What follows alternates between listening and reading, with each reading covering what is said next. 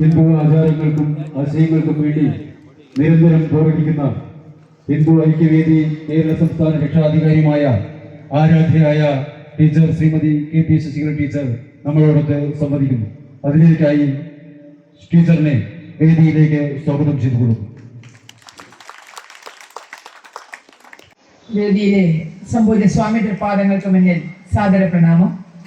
വേദിയിലെ മറ്റു മാനനീയ പ്രമുഖരെ, സ്നേഹം നിറഞ്ഞ സഹപ്രവർത്തകരെ, പ്രിയ ബന്ധുജനങ്ങൾ, നിങ്ങൾക്കേറെ ഇഷ്ടമുള്ള, എനിക്കും കേൾക്കാനേറെ ഇഷ്ടമുള്ള തമിഴിൽ പറയണം എന്നെനിക്ക് ആഗ്രഹമൊക്കെ ഉണ്ട്. പക്ഷെ അതൊരു സാഹസമായി പോകും എന്നുള്ളത് കൊണ്ട് എനിക്ക് മലയാളം മാത്രമേ ഭംഗിയായി സംസാരിക്കാൻ അറിയാവുള്ളൂ. മറ്റതൊക്കെ അത്യാവശ്യം കേട്ടാൽ മനസ്സിലാകുന്ന ഒരു തലത്തിലാണ്.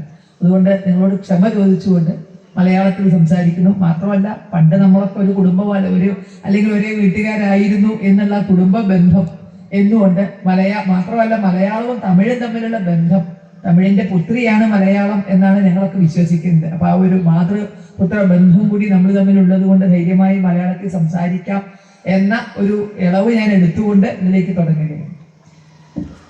നമുക്കറിയാം, നമ്മുടെയൊക്കെ വിശ്വാസം അനുസരിച്ച്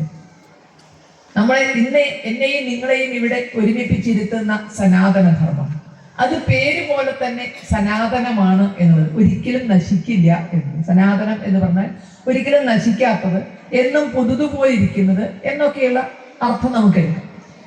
എന്നും പുതുതുപോലിരിക്കുന്നതും അല്ലെങ്കിൽ എന്നും നശിക്കാത്തതുമായ ഒരു ധർമ്മം എങ്ങനെ അങ്ങനെ നിൽക്കുക? അങ്ങനെ നിൽക്കണമെങ്കിൽ സ്വാഭാവികമായി ഒരു കുഴപ്പമില്ലാതെ നിൽക്കുമെങ്കിൽ നമുക്കൊരു ഉത്തരവാദിത്വമില്ല. നമ്മളിങ്ങനെ സംഘടിക്കേണ്ട കാര്യമില്ല, ഇവിടെ ഇരിക്കേണ്ട കാര്യമില്ല. അപ്പൊ എങ്ങനെയാണ് അത് സനാതനമായി നിൽക്കുക എന്ന് ഭഗവാൻ തന്നെ നമ്മളോട് പറഞ്ഞിട്ടുണ്ട്. എപ്പോഴെല്ലാം ധർമ്മം നശിക്കുന്നുവോ, എപ്പോഴെല്ലാം അധർമ്മം വളരുന്നുവോ, അപ്പോൾ ഞാൻ ഈ ഭൂമിയിൽ അവതരിച്ചു കൊള്ളാം എന്ന് ഭഗവാൻ വാക്ക് നൽകിയതായി ശ്രീമദ് ഭഗവത്ഗീതയിലൂടെ നമ്മളെല്ലാം വിശ്വസിക്കുന്നു. സംഭവാമി യുഗേ യുഗേ നമ്മൾ എപ്പോഴും എടുത്തു പറയുന്ന ഒരു ഭഗവാന്റെ വാക്ക്, ഞാൻ എല്ലാ യുഗത്തിലും അവതരിച്ചു കൊള്ളും. അപ്പൊ തീർച്ചയായും നമ്മുടെ മനസ്സിൽ സംശയം തോന്നാം, ഇത്രയും അധർമ്മം വളർന്ന ഈ കാലഘട്ടത്തിൽ എന്റെ ഭഗവാനെ കാണാത്തത്. ഭഗവാനെ കാണാൻ നമ്മളൊക്കെ കണ്ടിരിക്കുമ്പോൾ ഇത്രയും അധർമ്മം വളർന്നിട്ട് ധർമ്മ സംസ്ഥാപനത്തിന് വേണ്ടി ഭഗവാൻ എന്താ വരാത്തത്? അവിടെയാണ് നമ്മൾ ചിന്തിക്കേണ്ടത്. 1000 വർഷത്തെ വൈദേശികമായ ചവിട്ടും തൊഴിയും സഹിച്ച ഭാരതം, ഏകദേശം 1000 വർഷത്തിലധികം എന്ന് തന്നെ പറയാം, വിദേശികളുടെ ചവിട്ടും തൊഴിയും സഹിച്ച് സനാതനമായ ഈ ധർമ്മത്തെ അല്ലെങ്കിൽ ഈ നാടിന്റെ അസ്തിത്വത്തെ നശിപ്പിക്കാനുള്ള ശ്രമം അതിശക്തമായി മുന്നോട്ട് പോകും. വൈദേശിക ഭരണത്തെ തൂത്തെറിഞ്ഞാൽ നമ്മൾ സ്വതന്ത്രരായി എന്ന ഒറ്റ ധാരണയിൽ അവസാനത്തെ വിദേശികൾ എന്ന് പറയാവുന്ന ബ്രിട്ടീഷുകാരെ നാട്ടിൽ നിന്ന് പുറത്താക്കാനുള്ള സമരം നടക്കുന്നുള്ളൂ. അവർ പോയി കഴിഞ്ഞാൽ എന്ത്? 1000 വർഷത്തെ വൈദേശികമായ ചവിട്ടും തൊഴിയും ബുദ്ധിമുട്ടുകളും സഹിച്ച് നമ്മുടെ ആ തനതായ സ്വത്വം ഉണർന്നെണീക്കാതെ കേവലം ഭരണമാറ്റം മാത്രം നടന്നിട്ട് കാര്യമുണ്ട്. നാടിന്റെ നാനാഭാഗങ്ങളിലും നടക്കുന്ന അത്തരം അസ്വസ്ഥതകൾ ഒരുപാട് പേരുടെ മനസ്സിൽ വലിയ ചോദ്യം ഉണ്ടാക്കി. ബ്രിട്ടീഷുകാർ പോയി എന്നതുകൊണ്ട് മാത്രം നമുക്ക് നമ്മുടേതായ അല്ലെങ്കിൽ നമ്മുടെ നാടിന്റെ ആ സ്വാതന്ത്ര്യത്തിലേക്ക്, സ്വാതന്ത്ര്യം എന്ന് പറഞ്ഞാൽ സ്വന്തമായ തന്ത്രം എന്നാണ്, നമുക്ക് എന്തെങ്കിലും തന്ത്രം ഉണ്ടോ എന്ന് അന്വേഷിക്കാനും അതനുസരിച്ച് മുന്നോട്ട് കൊണ്ടുപോകാനൊക്കെ സാധിക്കും. അത്തരം ഒരു വല്ലാത്തൊരു കാലഘട്ടത്തിലാണ് സംഭവാമി യുഗേ യുഗേ എന്ന് ഭഗവാൻ പറഞ്ഞ ആ വാക്കുകൾ അന്വർത്ഥമാക്കിക്കൊണ്ട് 1925 വിജയദശമി നാളിൽ നമ്മുടെ എല്ലാം മനസ്സിൽ നിറഞ്ഞു നിൽക്കുന്ന പരമപൂജനീയ ഡോക്ടർ ജിയുടെ കരങ്ങളാൽ രാഷ്ട്രീയ സ്വയം സേവക സംഘം എന്ന മഹത്തായ പ്രസ്ഥാനത്തിന് ബീജാവാപം ചെയ്യുന്നത് അതൊരു അവതാരം തന്നെയായിരുന്നു. എപ്പോഴെല്ലാം അധർമ്മം വളരുന്നുവോ ധർമ്മ പുനഃസ്ഥാപനത്തിനായി ഭഗവാൻ വരും എന്ന് നമുക്ക് വാക്ക് നൽകിയിട്ടുണ്ടെങ്കിൽ ആ ഭഗവാൻ ആകാശത്തു നിന്ന് ശംഖചക്ര ഗദാധാരിയായി ഭൂമിയിൽ വരും എന്നുള്ളതല്ല, അതാത് സന്ദർഭങ്ങളിൽ ഈശ്വരീയമായ ശക്തിയെ പോലെ തന്നെ ഈ ധർമ്മത്തെ പുനഃസ്ഥാപിക്കാൻ വേണ്ടുന്ന എന്തെങ്കിലുമൊക്കെ ക്രമീകരണം ഇവിടെ ഉണ്ടാകും എന്നുള്ളതാണ്. അപ്പൊ 100 വർഷങ്ങൾക്കപ്പുറത്ത് 1925 കുറച്ച് കയ്യിൽ കിട്ടിയ കുറച്ച് കുട്ടികളെ ഉപയോഗിച്ചുകൊണ്ട് വലിയ ലക്ഷ്യം മുന്നിൽ വെച്ച് രാഷ്ട്രീയ സ്വയം സേവക സംഘം എന്നൊരു പ്രസ്ഥാനം തുടങ്ങുകയാണ്. ഇന്ന് ലോകം മുഴുവൻ ശ്രദ്ധിക്കുന്ന ലോകത്തെ ഏറ്റവും വലിയ സന്നദ്ധ സംഘടനയായി അത് മാറി. ഭാരതത്തെ സംബന്ധിച്ചിടത്തോളം ബ്രിട്ടീഷുകാരും പോയി ഭരണമാറ്റം നടന്നു എന്നതിനപ്പുറത്തേക്ക് സ്വന്തമായ തന്ത്രം എന്ന സ്വാതന്ത്ര്യത്തിലേക്ക് കടക്കാതെ, സ്വന്തമായ രാഷ്ട്രത്തെ പറ്റി അല്പം പോലും ചിന്തിക്കാതെ എങ്ങനെയെങ്കിലുമൊക്കെ ഭരിച്ച് മുന്നോട്ട് പോവുക എന്ന നിലയിൽ വർഷങ്ങൾ പാഴായി പോയപ്പോൾ നമുക്ക് മനസ്സിലാവുന്നു 2014 ശേഷം ഭാരതം എന്താകണമെന്നും എങ്ങനെയാകണമെന്നും കാഴ്ചപ്പാടുള്ളവരുടെ കൈകളിലേക്ക് ഭാരതത്തിന്റെ ഭരണം എത്തുന്നു. കാരണം ഭരണമടക്കം എല്ലാ രംഗങ്ങളിലും ഈ നാടിന്റെ സംസ്കാരം അറിയുന്നവർ, ഇതിനെ സ്നേഹിക്കുന്നവർ, ഇതിനോട് ഭക്തിയുള്ളവർ എത്തണം എന്ന കാഴ്ചപ്പാടോടുകൂടി ഒരു പിടി ചാരിത്ര്യ ശുദ്ധിയുള്ള ആളുകളെ വളർത്തിയെടുക്കുക എന്ന ഏക ലക്ഷ്യം വെച്ച് പ്രവർത്തിച്ച രാഷ്ട്രീയ സ്വയംസേവക സംഘത്തിന്റെ ആ ലക്ഷ്യത്തിന്റെ പൂർത്തീകരണമായിരുന്നു നമ്മൾ അന്ന് തൊട്ട് ഇന്ന് വരെ കാണുന്നത്. ഇന്ന് നമ്മൾ പ്രതീക്ഷിക്കുന്നു 2047 ഭാരത സ്വാതന്ത്ര്യത്തിന്റെ ശതാബ്ദിയാകുമ്പോഴേക്കും ഭാരതം ലോക ഗുരുസ്ഥാനത്തേക്ക്, വിശ്വഗുരു പദവിയിലേക്ക് നമ്മൾ ഉയരും എന്ന ലക്ഷ്യത്തോടെയാണ് നമ്മൾ പ്രവർത്തിക്കുന്നത്. അപ്പോൾ അന്ന് 1925 പിറന്നു വീണ രാഷ്ട്രീയ സ്വയംസേവക സംഘം RSS എന്ന ത്രയക്ഷരി, അത് ഒരു നൂറ്റാണ്ട് കാലം നമുക്കിടയിലൂടെ നമ്മളെ നയിച്ച്, അല്ലെങ്കിൽ നമുക്ക് വേണ്ടുന്ന എല്ലാ ബലവും നൽകിക്കൊണ്ട് നമ്മളോടൊപ്പം പ്രവർത്തിച്ച് 100 വർഷം പിന്നിട്ടിരിക്കുകയാണ്. ആ രാഷ്ട്രീയ സ്വയംസേവക സംഘം എന്ന മഹത്തായ പ്രസ്ഥാനത്തിന്റെ ശതാബ്ദി ആഘോഷവുമായി ബന്ധപ്പെട്ട് നാടിന്റെ, ഭാരതത്തിന്റെ മുക്കിലും മൂലയിലും 80,000-ലധികം ഗ്രാമങ്ങളിൽ, സ്ഥലങ്ങളിൽ ഇതുപോലുള്ള ഏകതാ സമ്മേളനങ്ങൾ, ഹിന്ദു സമ്മേളനങ്ങൾ നടന്നുകൊണ്ടിരിക്കുകയാണ്. കാരണം ഈ നാട് ഇങ്ങനെ തന്നെ നിലനിൽക്കണമെങ്കിൽ ഇതിൻ്റെ തനതായ സംസ്കൃതി ഒരിക്കലും നശിക്കാതിരിക്കണം. നമ്മുടെ സുപ്രീം കോടതി തന്നെ നിരീക്ഷിച്ചിട്ടുണ്ട്, ഭാരതീയത എന്ന് പറഞ്ഞാൽ അത് ഹിന്ദുത്വത്തിൽ നിന്ന് ഭിന്നമല്ല എന്നുള്ളത്. ഈ നാടിനെ, ഇപ്പോൾ ഇവിടെ നേരത്തെ കുട്ടി വ്യക്തിഗതമായി ചൊല്ലിയത് നമ്മൾ കേട്ടു, ഈ നാടിനെ ജന്മഭൂമിയായി, കർമ്മഭൂമിയായി, പിതൃഭൂമിയായി ആര് കാണുന്നുവോ അവരാണ് നമ്മെ സംബന്ധിച്ചിടത്തോളം ഹിന്ദു. രാമനെ ആരാധിക്കുന്നവരോ കൃഷ്ണനെ ആരാധിക്കുന്നവരോ എന്നുള്ളതല്ല, ഇതെൻ്റെ ജന്മഭൂമിയാണ്, ഇതെൻ്റെ കർമ്മഭൂമിയാണ്, ഇതെൻ്റെ മോക്ഷഭൂമിയാണ്. ഈ നാടിനെ സ്നേഹിച്ച് ഞാൻ ഈ നാടിൻ്റെയാണ് എന്ന് വിശ്വസിക്കുന്നവർ, അവരെയാണ് നമ്മൾ ഹിന്ദു എന്ന വിശാലമായ അർത്ഥത്തിൽ കാണുന്നത്. അപ്പോൾ ഹിന്ദുത്വവും ദേശീയതയും തമ്മിൽ, ഭാരതീയതയും തമ്മിൽ ഭേദമില്ല എന്ന് പറഞ്ഞത് ഏതെങ്കിലും നേതാക്കളല്ല, അത് ബഹുമാനപ്പെട്ട സുപ്രീം കോടതി തന്നെയാണ് പറഞ്ഞിരിക്കുന്നത്. അപ്പോൾ അതിൻ്റെ 2047 ഭാരതം വിശ്വഗുരുസ്ഥാനത്തേക്ക് ഉയരണമെങ്കിൽ ഗ്രാമാന്തരങ്ങളിൽ സനാതന ധർമ്മത്തിന്റെ ആ വേരുകൾ ശക്തിയാർജിച്ചാൽ മാത്രമേ 2047 നമുക്ക് ലോക ഗുരുസ്ഥാനത്തേക്ക് ഉയരാൻ സാധിക്കുകയുള്ളൂ. കേവലം ഭരണാധികാരികൾ മാത്രം വിചാരിച്ചാൽ ഒരു രാഷ്ട്രത്തെ ലോകത്തിന്റെ നെറുകയിലേക്ക് എത്തിക്കാൻ സാധിക്കില്ല. ആ ഭരണാധികാരികൾക്കൊത്ത് പ്രവർത്തിക്കുന്ന, ആ ഭരണാധികാരികളുടെ ആശയാഭിലാഷങ്ങൾക്കനുസരിച്ച് പ്രവർത്തിക്കുന്ന സാധാരണക്കാർ കൂടി ഉണ്ടെങ്കിലേ നമുക്ക് ഉദ്ദേശിച്ച തലത്തിലേക്ക് ഒരു രാഷ്ട്രം വളർച്ച, അത് സാമ്പത്തികമായാകാം, അത് വ്യാവസായികമായാകാം, എല്ലാ അർത്ഥത്തിലും ഉയരണമെങ്കിൽ സാധാരണ ജനങ്ങളിലൂടെ ആ വളർച്ച ഉണ്ടാകണം. അപ്പൊ ആ ഒരു ലക്ഷ്യം വെച്ചുകൊണ്ടാണ് ഇതുപോലെ ഏകതാ സമ്മേളനങ്ങൾ അല്ലെങ്കിൽ ഹിന്ദു സമ്മേളനങ്ങൾ 80,000-ലധികം സ്ഥലങ്ങളിൽ നടത്തണം എന്ന് രാഷ്ട്രീയ സ്വയംസേവക സംഘം തീരുമാനിച്ചത്. അതിന്ന് ഇന്ത്യയുടെ വിവിധ ഭാഗങ്ങളിൽ നടന്നുകൊണ്ടിരിക്കുകയാണ്.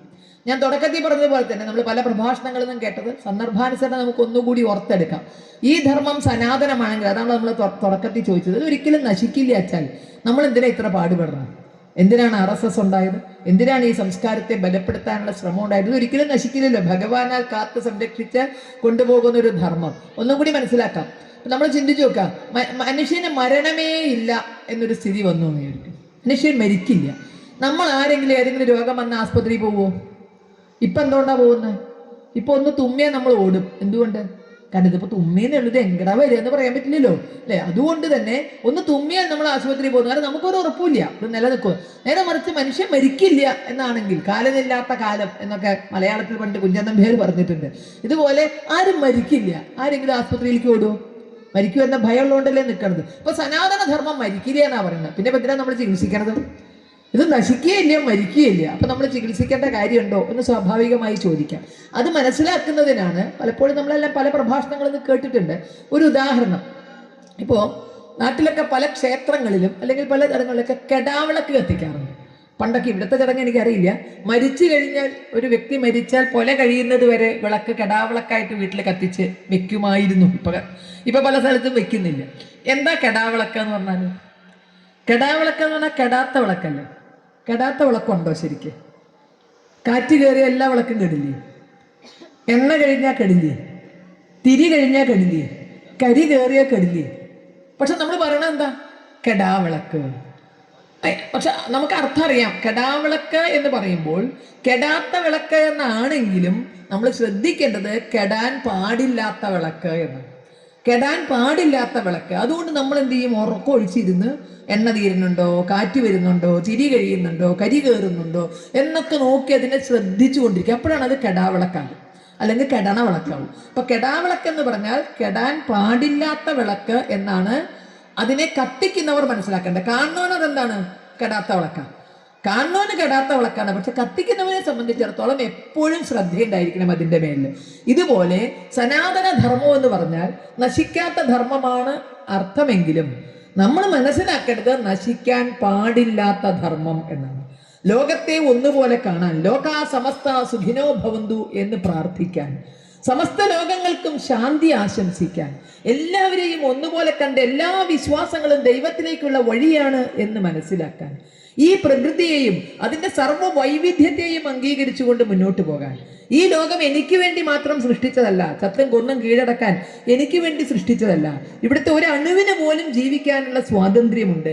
അതുകൊണ്ട് തന്നെ ഒരു ക്ഷേത്ര ചടങ്ങിൽ പൂർത്തിയാകണമെങ്കിൽ നമ്മൾ ബലി തൂകിക്കൊണ്ട്, എല്ലാവർക്കും ബലി തൂകിക്കൊണ്ട്, സർവ്വചരാചരങ്ങൾക്കുള്ള ബലി തൂകിക്കൊണ്ട് അത് അവസാനിപ്പിക്കാൻ നമുക്ക് കഴിയുള്ളൂ. അപ്പൊ ഇങ്ങനെയൊക്കെ ഇവിടുത്തെ പ്രകൃതിയെ, ഇവിടുത്തെ വൈവിധ്യത്തെ, ഇവിടുത്തെ ജനങ്ങളെ, അവരുടെ വ്യത്യസ്ത ചിന്താധാരകളെ ഒക്കെ അംഗീകരിക്കുന്ന ഈ ധർമ്മം ഇത് ലോകത്തില്ല എങ്കിൽ തമ്മിൽ തല്ലി ലോകത്തിന്റെ കഥ കഴിയും എന്നുള്ളത് ഉറപ്പാണ്. എൻ്റെ മതം മാത്രം ശരി, എൻ്റെ മതം മാത്രം ശരി, എൻ്റെ ദൈവത്തിൽ കൂടി പോയാലേ എനിക്ക് സ്വർഗത്തിൽ എത്താൻ പറ്റുള്ളൂ, അല്ലാത്തവരെയൊക്കെ നരകത്തിലിട്ട് വരട്ടും. ഈ നരകം കാട്ടി ഭയപ്പെടുത്താത്ത, സ്വർഗം കാട്ടി ഭ്രമിപ്പിക്കാത്ത ധർമ്മം എന്ന നിലയിൽ ഇത് നിലനിന്നേ മതിയാകുള്ളൂ.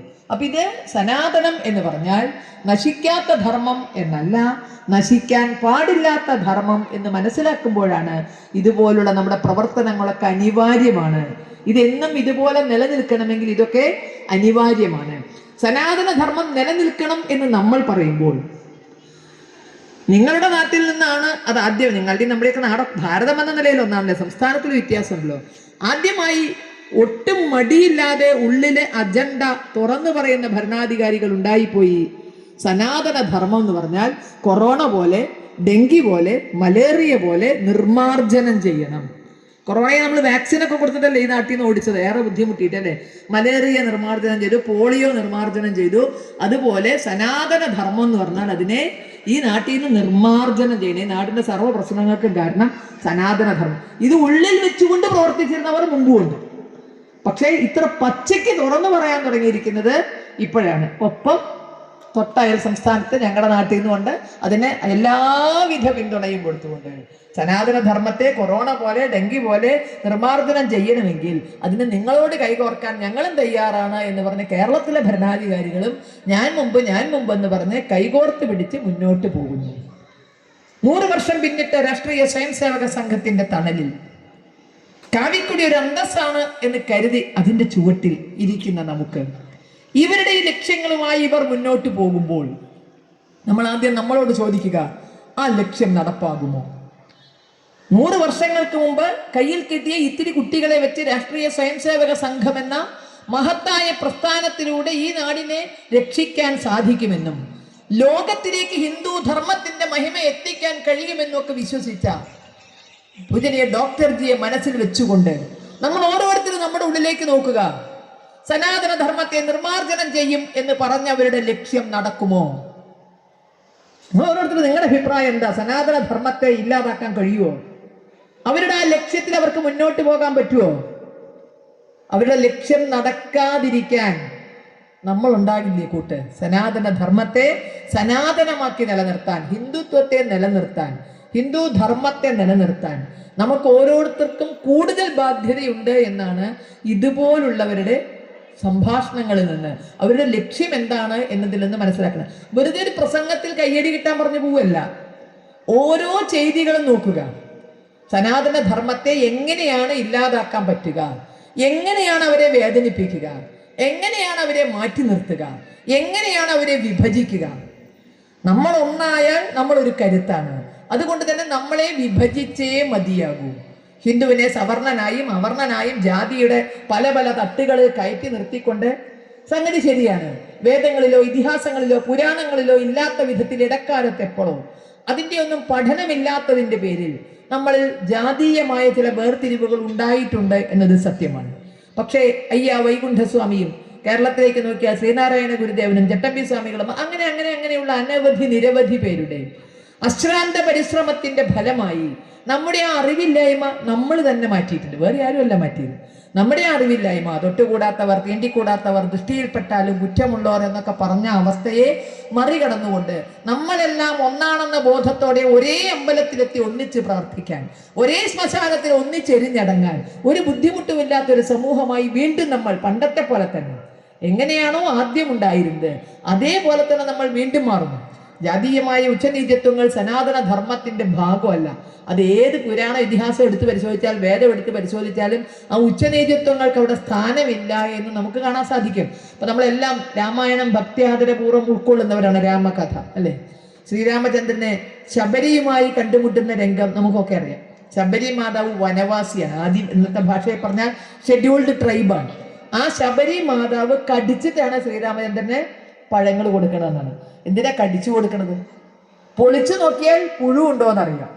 കാട്ടിൽ നിന്ന് കിട്ടുന്ന പഴങ്ങളല്ലേ, അല്ലാതെ ഇപ്പോഴത്തെ മാതിരി മറ്റേ സീര കൊട്ടിച്ച് വരുന്ന സാധനമൊന്നും അല്ലല്ലോ. കാട്ടിൽ നിന്ന് പറിച്ചുകൊണ്ട് വരുന്ന പഴങ്ങളാണ്. അത് പൊളിച്ചു നോക്കിയാൽ പുഴു ഉണ്ടോയെന്നറിയാം. പക്ഷേ പുളി ഉണ്ടോയെന്ന് എങ്ങനെ അറിയാം? പുഴു ഉണ്ടോയെന്നറിയാൻ പൊളിച്ചു നോക്കിയാൽ മതി. പുളി ഉണ്ടോയെന്നറിയാൻ അല്ലെങ്കിൽ ദുസ്വാദം ഉണ്ടോയെന്നറിയാൻ എങ്ങനെയാ? കടിച്ചു നോക്കും. കടിച്ചു നോക്കിയിട്ട് മധുരം ഉണ്ടെന്ന് തോന്നണത് മാത്രം ആർക്ക് കൊടുക്കും? ശ്രീരാമചന്ദ്രന് കൊടുക്കും. മധുരമില്ല എന്ന് തോന്നണത് കളയും. അങ്ങനെ ഒരു ഷെഡ്യൂൾഡ് ട്രൈബ് വിഭാഗത്തിൽപ്പെട്ട, വനവാസി വിഭാഗത്തിൽപ്പെട്ട ഒരു സഹോദരി കടിച്ചു കൊടുത്ത പഴങ്ങൾ നിവേദ്യം പോലാണ് ശ്രീരാമചന്ദ്രൻ വാങ്ങിയതും സേവിച്ചതും. ആ നമുക്ക് ഉച്ചനീചത്വം ഉണ്ടോ? കൃഷ്ണകുചേലന്മാർ ഒരുമിച്ചാണ് പഠിച്ചത്. അത് ഭാഗവതം നമ്മെ പഠിപ്പിക്കുന്നു. കൃഷ്ണൻ യാദവ കുലത്തിലാണ് ജനിച്ചത്. ഇന്നും ആ യാദവ കുലമുണ്ട്. അവരെ OBC വിഭാഗമാണ്, other backward community. Lallu Prasad യാദവും മുലായം സിംഗ് യാദവും ഒക്കെ ഉണ്ടല്ലോ. ആ OBC വിഭാഗത്തിലാണ് കൃഷ്ണൻ അവതരിച്ചത്. ആ കൃഷ്ണന്റെ കൂടെ ആരാണ് പഠിച്ചത്? ആഢ്യ ബ്രാഹ്മണനായ കുചേലൻ. ഒരുമിച്ചാണ് പഠിച്ചത്. ഒരുമിച്ച് ഉണ്ട് ഉറങ്ങി അല്ലെ. ഭാഗവത പ്രകാരമൊക്കെ കൃഷ്ണ ഗുരുപത്നിക്ക് വേണ്ടി വിറക് ശേഖരിക്കാൻ പോയപ്പോൾ മഴ വന്നപ്പോൾ മരത്തിന്റെ മുകളിൽ കെട്ടിപ്പിടിച്ചിരുന്ന് നേരം വിളിച്ചാക്കിയെന്നാണ്. അപ്പോൾ നമ്മളിൽ എവിടെയാ ഉച്ചനീചത്വം ഉള്ളത്? നിലമുഴുമ്പോൾ കിട്ടിയ ശിശുവാണ് സീതാദേവി. ജനകൻ നിലമുഴുമ്പോൾ കിട്ടിയ ശിശുവാണ് സീതാദേവി. ജാതി അറിയാൻ പറ്റുമോ? നിലമുഴുമ്പോൾ കിട്ടിയ കുട്ടിയല്ലേ. ജാതി വലിയൊരു വിഷയമായിരുന്നെങ്കിൽ സീതയെ ജനകൻ കൊട്ടാരത്തിലേക്ക് കൊണ്ടുപോകുമായിരുന്നോ? വളർത്തുമായിരുന്നോ? ഇനി പോട്ടെ, ശ്രീരാമചന്ദ്രൻ കേട്ടറിഞ്ഞ് ത്രയംബകം വില്ലൊടിച്ച് സീതയെ സ്വന്തമാക്കാൻ പോകുമ്പോൾ അറിയില്ലേ നിലത്തുനിന്ന് കിട്ടിയ കുട്ടിയാണ്? അയ്യോ, ഏതായിരിക്കും ജാതി? അതുകൊണ്ട് എനിക്ക് വേണ്ടാന്ന് പറയുന്നുണ്ടോ? എപ്പോഴെങ്കിലും ചോദിച്ചോ? ശ്രീരാമേന്ദ്രൻ ഈ വില്ലൊടിച്ച് സീതയെ സ്വന്തമാക്കുമ്പോൾ സീതയുടെ ജാതിയെ പറ്റി യാതൊരു അസ്കിനെയും ശ്രീരാമേന്ദ്രൻ ഉണ്ടായിട്ടില്ലല്ലോ. അപ്പൊ വിവാഹത്തിൽ നമുക്ക് ജാതി ഒരു ഘടകമായിരുന്നോ? ഉച്ചനീചത്വം ഒരു ഘടകമായിരുന്നോ? അല്ലല്ലോ. ഇപ്പൊ മകരവിളക്ക് ഇപ്പൊ സമാപിച്ച് നട അടച്ചിട്ടേ ഉള്ളൂ അല്ലെ. പന്തളം രാജാവിന് കാട്ടിൽ നിന്ന് കിട്ടിയ കുട്ടിയാണ് മണികണ്ഠകുമാരൻ. ആ കുട്ടിയെ കാട്ടിൽ നിന്ന് കിട്ടുമ്പോൾ ജാതി അറിയാമായിരുന്നോ? കൊട്ടാരത്തിൽ കൊണ്ടുപോയി തൻ്റെ കുട്ടിയായി വളർത്തുമ്പോൾ ജാതിയെ പറ്റിയ സ്ഥിതി ഉണ്ടായിരുന്നു. ഇതാണ് സനാതനധർമ്മം. ഇങ്ങനെ ആയിരക്കണക്കിന് ഉദാഹരണങ്ങൾ നമുക്ക് തെരഞ്ഞാൽ കിട്ടും. മഹാഭാരതത്തിലേക്ക് നോക്കിയാൽ കുരുവംശത്തിലെ പ്രതാപിയായ ഭരണാധികാരിയായ ശന്തനു, ഭീഷ്മ പിതാമഹന്റെ അച്ഛൻ, ശന്തനുവിന് ഒരു അരയ സ്ത്രീയോട് ഭ്രമം തോന്നുന്നു, സത്യവതിയോട്. ഈ സത്യവതിയെ വിവാഹം കഴിക്കാൻ ശന്തനു അങ്ങോട്ട് ആഗ്രഹം പ്രകടിപ്പിച്ചപ്പോൾ ഡിമാൻഡ് വെക്കണത് ആരാ? സത്യവതിയുടെ വീട്ടുകാരൊന്നും ഡിമാൻഡ് വെക്കണത്. ശന്തനു ക്ഷത്രിയ കുലപതിയായ ശന്തനു വെറും ഒരു അരയ സമൂഹത്തിൽപ്പെട്ട, നമ്മുടെ ജാതി ശ്രേണി പറയുമ്പോൾ അരയ സമൂഹത്തിൽപ്പെട്ട സത്യവതിയെ വിവാഹം കഴിക്കാൻ ആഗ്രഹിച്ചപ്പോൾ ഡിമാൻഡ് വെക്കണത് സത്യവതിയാണ്. ഇന്ന് പെൺകുട്ടികൾ വിവാഹമേ പേടിക്കുന്ന അത്ര, സ്ത്രീധനം ഒക്കെ പേടിച്ചിട്ട്. ഇവിടെ സ്ത്രീധനം ഡിമാൻഡ് പറയുന്നത് ആരാണ്? നമ്മുടെ പാരമ്പര്യം അനുസരിച്ച് ആരാ? ത്രയംബകം വില്ലൊടിച്ചാലേ സീതയെ കൊടുക്കുള്ളൂ എന്നാ പറഞ്ഞു. അല്ലാതെ സീതയെ കൊണ്ടുപോകണമെങ്കിൽ ഇന്നോവ കാറ് വേണം, ഇത്ര പവൻ സ്വർണം വേണം, ഇത്ര ലക്ഷം കൊടുക്കണം, ഇന്ന വീട് കൊടുക്കണം എന്നല്ല പറഞ്ഞത്. ത്രയംബകം വില്ലൊടിച്ചാൽ വേണമെങ്കിൽ സീതയെ രാമന് കൊണ്ടുപോവാം. ഡിമാൻഡ് ആരാ വെക്കണത്? പെൺകുട്ടിയുടെ വീട്ടുകാർ അല്ലെ. ഇതുപോലെ അരയ സമൂഹത്തിൽപ്പെട്ട സത്യവതിയുടെ അച്ഛനാണ് ഡിമാൻഡ് പറയണത്, വിവാഹം കഴിക്കാൻ സമ്മതിക്കില്ല. കാരണം എന്തുകൊണ്ട്? അങ്ങക്കൊരു മകനുണ്ട്, ആ മകനെ രാജാവാകാം, അങ്ങയുടെ കാലശേഷം ഉള്ള സ്ഥിതി എന്താന്ന് ചോദിച്ചു. അപ്പോഴാണ് ഭീഷ്മര് പറയുന്നത്, ഞാൻ രാജാവാകുന്നില്ല. അപ്പൊ അടുത്ത നിർത്തില്ല, രാജാവായില്ലെങ്കിൽ എന്താ? ഭീഷ്മര് കല്യാണം കഴിച്ച ഭീഷ്മരുടെ മകൻ രാജാവാവില്ലേ? അപ്പൊ അടുത്ത പ്രതിജ്ഞ എടുക്കുന്നു, എനിക്ക് വിവാഹവും വേണ്ട. അങ്ങനെയാണ് ഭീഷ്മ പ്രതിജ്ഞയൊക്കെ വന്നിട്ട് അത്രയും ഡിമാൻഡ് പറഞ്ഞു ഉറപ്പിച്ചതാണ് തന്റെ മകളെ ശന്തനുവിന് വിവാഹം കഴിച്ചു കൊടുക്കുന്നത്. ഇതൊക്കെയാണ് നമ്മുടെ പാരമ്പര്യം. ഇതൊക്കെ തിരിച്ചറിഞ്ഞപ്പോൾ, നമ്മുടെ ആചാര്യന്മാർ ചൂണ്ടിക്കാണിച്ചപ്പോൾ നമ്മളെല്ലാം ഒന്നാണ്, അന്ത്യജൻ അഗ്രജൻ ഇല്ലിവിടെ എന്ന മഹത്തായ സന്ദേശം നമ്മുടെ ആചാര്യന്മാർ ചൂണ്ടിക്കാണിച്ചപ്പോൾ അതിനോടൊപ്പം നമ്മൾ നിന്നു. നമ്മൾ ഒറ്റക്കെട്ടായി ആ ശക്തിയെ ഒന്നുകൂടി ശക്തമാക്കത്തക്ക വിധത്തിൽ രാഷ്ട്രീയ സ്വയംസേവക സംഘത്തിന്റെ പ്രവർത്തനം കൂടി ആയപ്പോൾ ആ ഹിന്ദു എന്ന സമാജത്തിന്റെ വിശ്വരൂപ ദർശനത്തിലേക്ക് മുന്നോട്ട് പോകാൻ നമുക്ക് സാധിച്ചു. ഇതാണ് സത്യമെന്നിരിക്കെ ഇപ്പോഴും തൊട്ട എല്ലാ വിഷയങ്ങളിലും ജാതി കൊണ്ട് കുത്തിക്കേറ്റി സമാജത്തെ എങ്ങനെ ഭിന്നിപ്പിക്കാം എന്നതിലാണ് പലരും ഗവേഷണം നടത്തുന്നത്. മനുഷ്യരുടെ ഉള്ളിലില്ലാത്തൊരു സാധനത്തെ ഓരോ വിഷയവും, ഒരു വാർത്ത വന്നാൽ അതിനകത്ത് എങ്ങനെ ജാതി, ഒരു സംഭവം നടന്നാൽ, ഒരു റോഡ് ആക്സിഡന്റ് നടന്നാൽ പോലും അതിനകത്തൊരു ജാതി കുത്തിക്കയറ്റാൻ പറ്റുമെങ്കിൽ അതിനെ കുത്തിക്കയറ്റി എന്തിനാണ് ഉദ്ദേശം? സമാജത്തെ പല തട്ടുകളിലേക്കാക്കാൻ. ഇന്നലെകളിലെ കഥ പോസ്റ്റ്മോർട്ടം ചെയ്ത് കുത്തിയെടുത്ത് ഇളക്കി വേദനിപ്പിച്ച്. കാരണം ഒരിക്കലും ഹിന്ദു എന്ന തരത്തിൽ ഒന്നിച്ചു നിൽക്കരുത്. അവൻ ജാതിയുടെ പേരിൽ പല പല കമ്പാർട്ട്മെന്റുകളിൽ നിന്ന് പരസ്പരം പോരടിക്കണം എന്ന് ആഗ്രഹിക്കുന്നവർക്ക് മുന്നിലേക്ക് ഏകതാ സമ്മേളനങ്ങളും ഹിന്ദു സംഗമങ്ങളുമായി നമ്മൾ മുന്നോട്ട് പോവുകയാണ്. ആര് വിചാരിച്ചാലും നമ്മളെ ഭിന്നിപ്പിക്കാൻ കഴിയില്ല. നമ്മളെല്ലാം ഒരേ അമ്പലത്തിൽ പോകുന്നവരാണ്. നേരത്തെ പറഞ്ഞ പോലെ ഒരേ ശ്മശാനത്തിൽ എരിഞ്ഞടങ്ങാൻ മടിയില്ലാത്തവരാണ്. നമ്മളെ പല ഹിന്ദുക്കൾക്ക് ഐക്യം. നമ്മൾക്ക് തന്നെ വിഷമമുള്ള ഏറ്റവും വലിയ സംഗതി എന്താ പറയുക? ഹിന്ദുക്കൾ നേരെയാവില്ല. ആരാ പറയുക? പുറമുള്ളവരല്ല പറയുക. അതിനെന്താ പറയുക? നമുക്കൊരു ഒരുമ വേണ്ടേന്ന്. ഹിന്ദുക്കൾക്ക് ഒരു ഒരുമ വേണ്ടേ? ബാക്കിയുള്ളവർക്കൊക്കെ എന്തോ ഒരുമയെന്ന്. ഒന്ന് കണ്ണും കാതും തുറന്നു നോക്കി, നമ്മളെപ്പോലുള്ള ഒരുമ ആർക്കില്ല. നമ്മളെപ്പോലുള്ള ഒരുമ ഒരാൾക്കില്ല. നമുക്ക് ഏതെങ്കിലും കാര്യത്തിൽ തർക്കമുണ്ടോ? ആരാധനാ രീതിയിൽ തർക്കമുണ്ടോ? നിങ്ങൾ കിഴക്കോട്ട് തിരിഞ്ഞെന്ന് തൊഴുതാലും വേണ്ടില്ല, പടിഞ്ഞാട്ട് തിരിഞ്ഞെന്ന് തൊഴുതാലും വേണ്ടില്ല, തലയും കുത്തിന്ന് തൊഴുതാലും വേണ്ടില്ല, ആരും ആക്ഷേപിക്കില്ല. നിങ്ങൾ തല കുത്തിന്ന് തൊഴുന്ന കണ്ടാൽ ഞാൻ പറയും നിങ്ങൾ ശീർഷാസനത്തിലാണ്. കാരണം എനിക്കറിയാം, എനിക്ക് തല കുത്താൻ വയ്യ. അതുകൊണ്ട് നിങ്ങളോട് ആരാ തല കുത്താൻ പറഞ്ഞതെന്നൊന്നും ഞാൻ ചോദിക്കില്ല. ഞാൻ വളരെ ഭയഭക്തി ബഹുമാനത്തോടെ പോലെ ആള് ശീർഷാസനത്തിലാണെന്ന്. അപ്പൊ എങ്ങനെ തലകുത്തി പറയാനും സ്വാതന്ത്ര്യമുണ്ട് നമുക്ക്. ഇനി ക്ഷേത്രത്തിൽ പോണ്ടേ? പോണ്ട. നിങ്ങൾ ദൈവവിശ്വാസിയല്ലേ? ആവണ്ട. നിങ്ങൾ ദൈവവിശ്വാസിയാവുകൊണ്ട് നിങ്ങളുടെ ആവശ്യം എൻ്റെ ആവശ്യമല്ല. അതുകൊണ്ട് നിങ്ങളെ നിർബന്ധപൂർവ്വം ക്ഷേത്രത്തിൽ കൊണ്ടുപോകേണ്ട ഉത്തരവാദിത്വം എനിക്കില്ല. ഇങ്ങനെ ഒരു കാര്യത്തിലും നമ്മൾ തർക്കമില്ല. മരണാനന്തര കർമ്മങ്ങളിൽ തർക്കമുണ്ടോ? എവിടെയാണോ മരിച്ച് അവിടുത്തെ രീതിക്കനുസരിച്ച് കർമ്മങ്ങൾ നടത്തും. ബാക്കിയുള്ളവര് ബാക്കി നാട്ടിൽ നിന്ന് വന്നവരിങ്ങനെ നോക്കി നിൽക്കുക, അവിടെ ഇങ്ങനെയാണില്ലേ, അല്ലാതെ അവിടെ പോയി ഗുസ്തി പിടിക്കുമോ? ഇതെന്ത് ഇങ്ങനെ ചെയ്യണത്?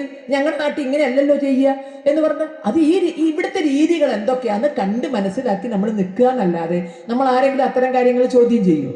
ഞാൻ പറയാം, എനിക്കൊരു അനുഭവം ഉണ്ടായിട്ട് കുറേ മുന്നേ കോഴിക്കോട് ഒരു പരിപാടിക്ക് ചെന്നപ്പോൾ ഉച്ചനേരത്തെ പരിപാടിയൊക്കെ കഴിഞ്ഞപ്പോൾ ടീച്ചറെ ഒരു പ്രവർത്തകന്റെ വീട്ടിൽ ഇന്നൊരു വിശേഷം ഉണ്ട്, അപ്പോൾ അവിടെ പോയി കഴിച്ചൂടെ എന്ന് വെച്ചു. നമുക്ക് സംഘടനാ പ്രവർത്തകർക്ക് ക്ഷണമൊന്നും ബാധകമല്ലല്ലോ. പിന്നെന്താ അവിടെ വിശേഷം എന്ന് ചോദിച്ചു. കുട്ടിക്ക് പാലെടുക്കലാണ്. അവനെ കുട്ടിക്ക് പാലെടുക്കൽ വിശേഷം.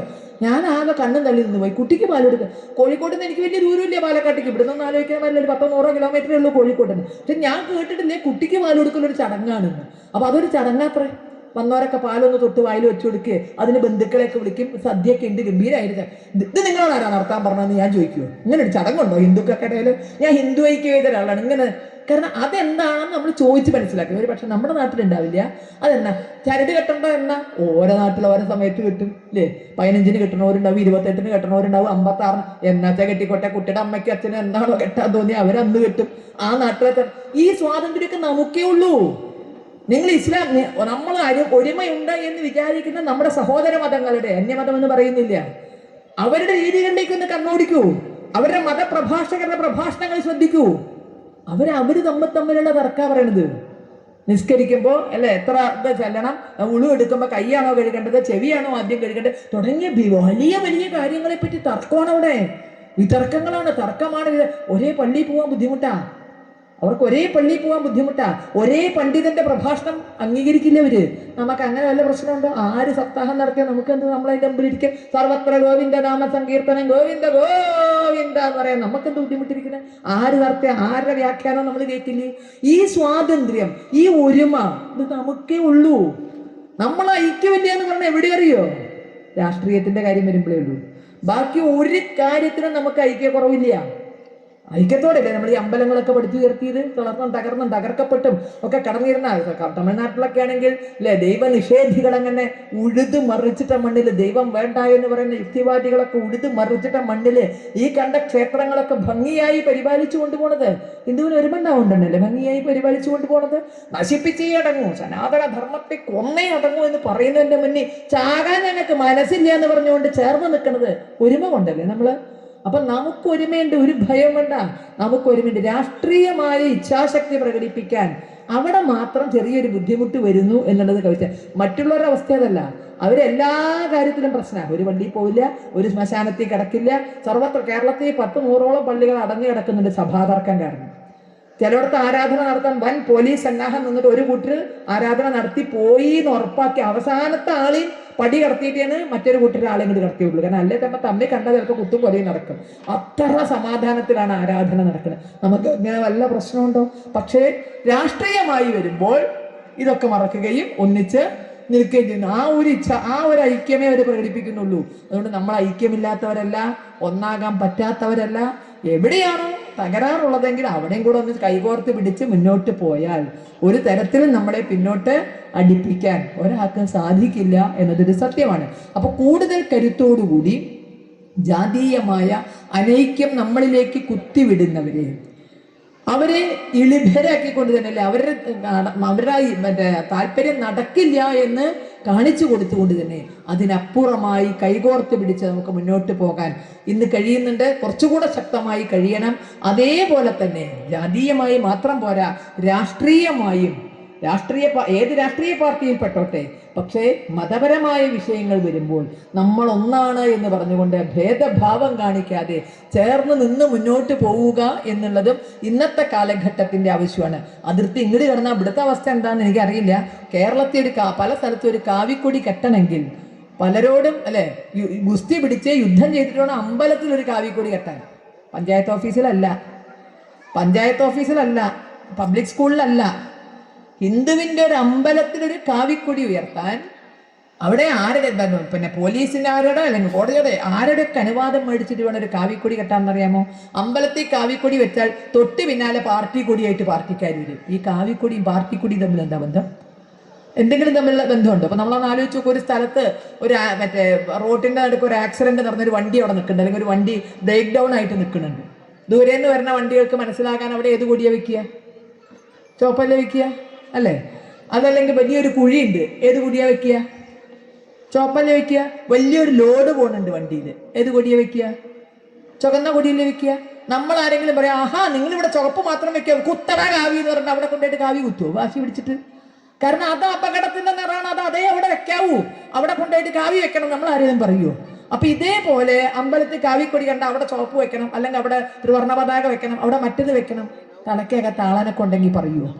സനാതന ധർമ്മത്തോട് അത്രമാത്രം വാശിയും വൈരാഗ്യവും ദേഷ്യവും പലരും പ്രകടിപ്പിക്കുന്നു.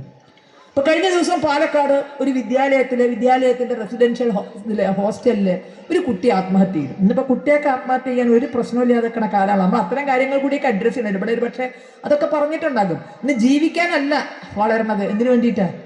മരിക്കാൻ വേണ്ടിയിട്ടാണ് വളർന്നത് തോന്നുന്നു. കാരണം അതിനുള്ള ധൈര്യം, ജീവിക്കാനുള്ള ധൈര്യം ഇല്ലാത്തവരൊക്കെ പോയി ആത്മഹത്യ ചെയ്യുന്നൊരു വല്ലാത്ത സാഹചര്യമാണ്. ആത്മഹത്യ ചെയ്ത കാരണക്കാരെ അന്വേഷിച്ച് നമ്മൾ ആദ്യം മണ്ടുന്ന ആത്മഹത്യ ചെയ്യണവർക്കറിയാം. ആത്മഹത്യ ചെയ്ത ആദ്യം നമ്മൾ ആരായിരിക്കും കാരണം? എൻ്റെ കാഴ്ചപ്പാടിൽ ആരുമല്ല കാരണം, അവരാരന്നെയാണ്. ജീവിക്കാനുള്ള ധൈര്യമില്ലാത്ത വ്യക്തികൾ ആത്മഹത്യ ചെയ്യുന്നു എന്നുള്ളതാണ്. അപ്പൊ നമ്മൾ ഈ കാരണക്കാരെ അന്വേഷിച്ച് ഓടുന്നുള്ളത് കൊണ്ട് ഇപ്പൊ വളരെ കൂടുതൽ ആത്മഹത്യകൾ അങ്ങനെ പെരുകി വരുന്ന ഒരു കുട്ടി ആത്മഹത്യ ചെയ്തു. കുട്ടി ആത്മഹത്യ ചെയ്താൽ സ്വാഭാവികമാണ് വിദ്യാർത്ഥി സംഘടനകൾ ബഹളം വെക്കും.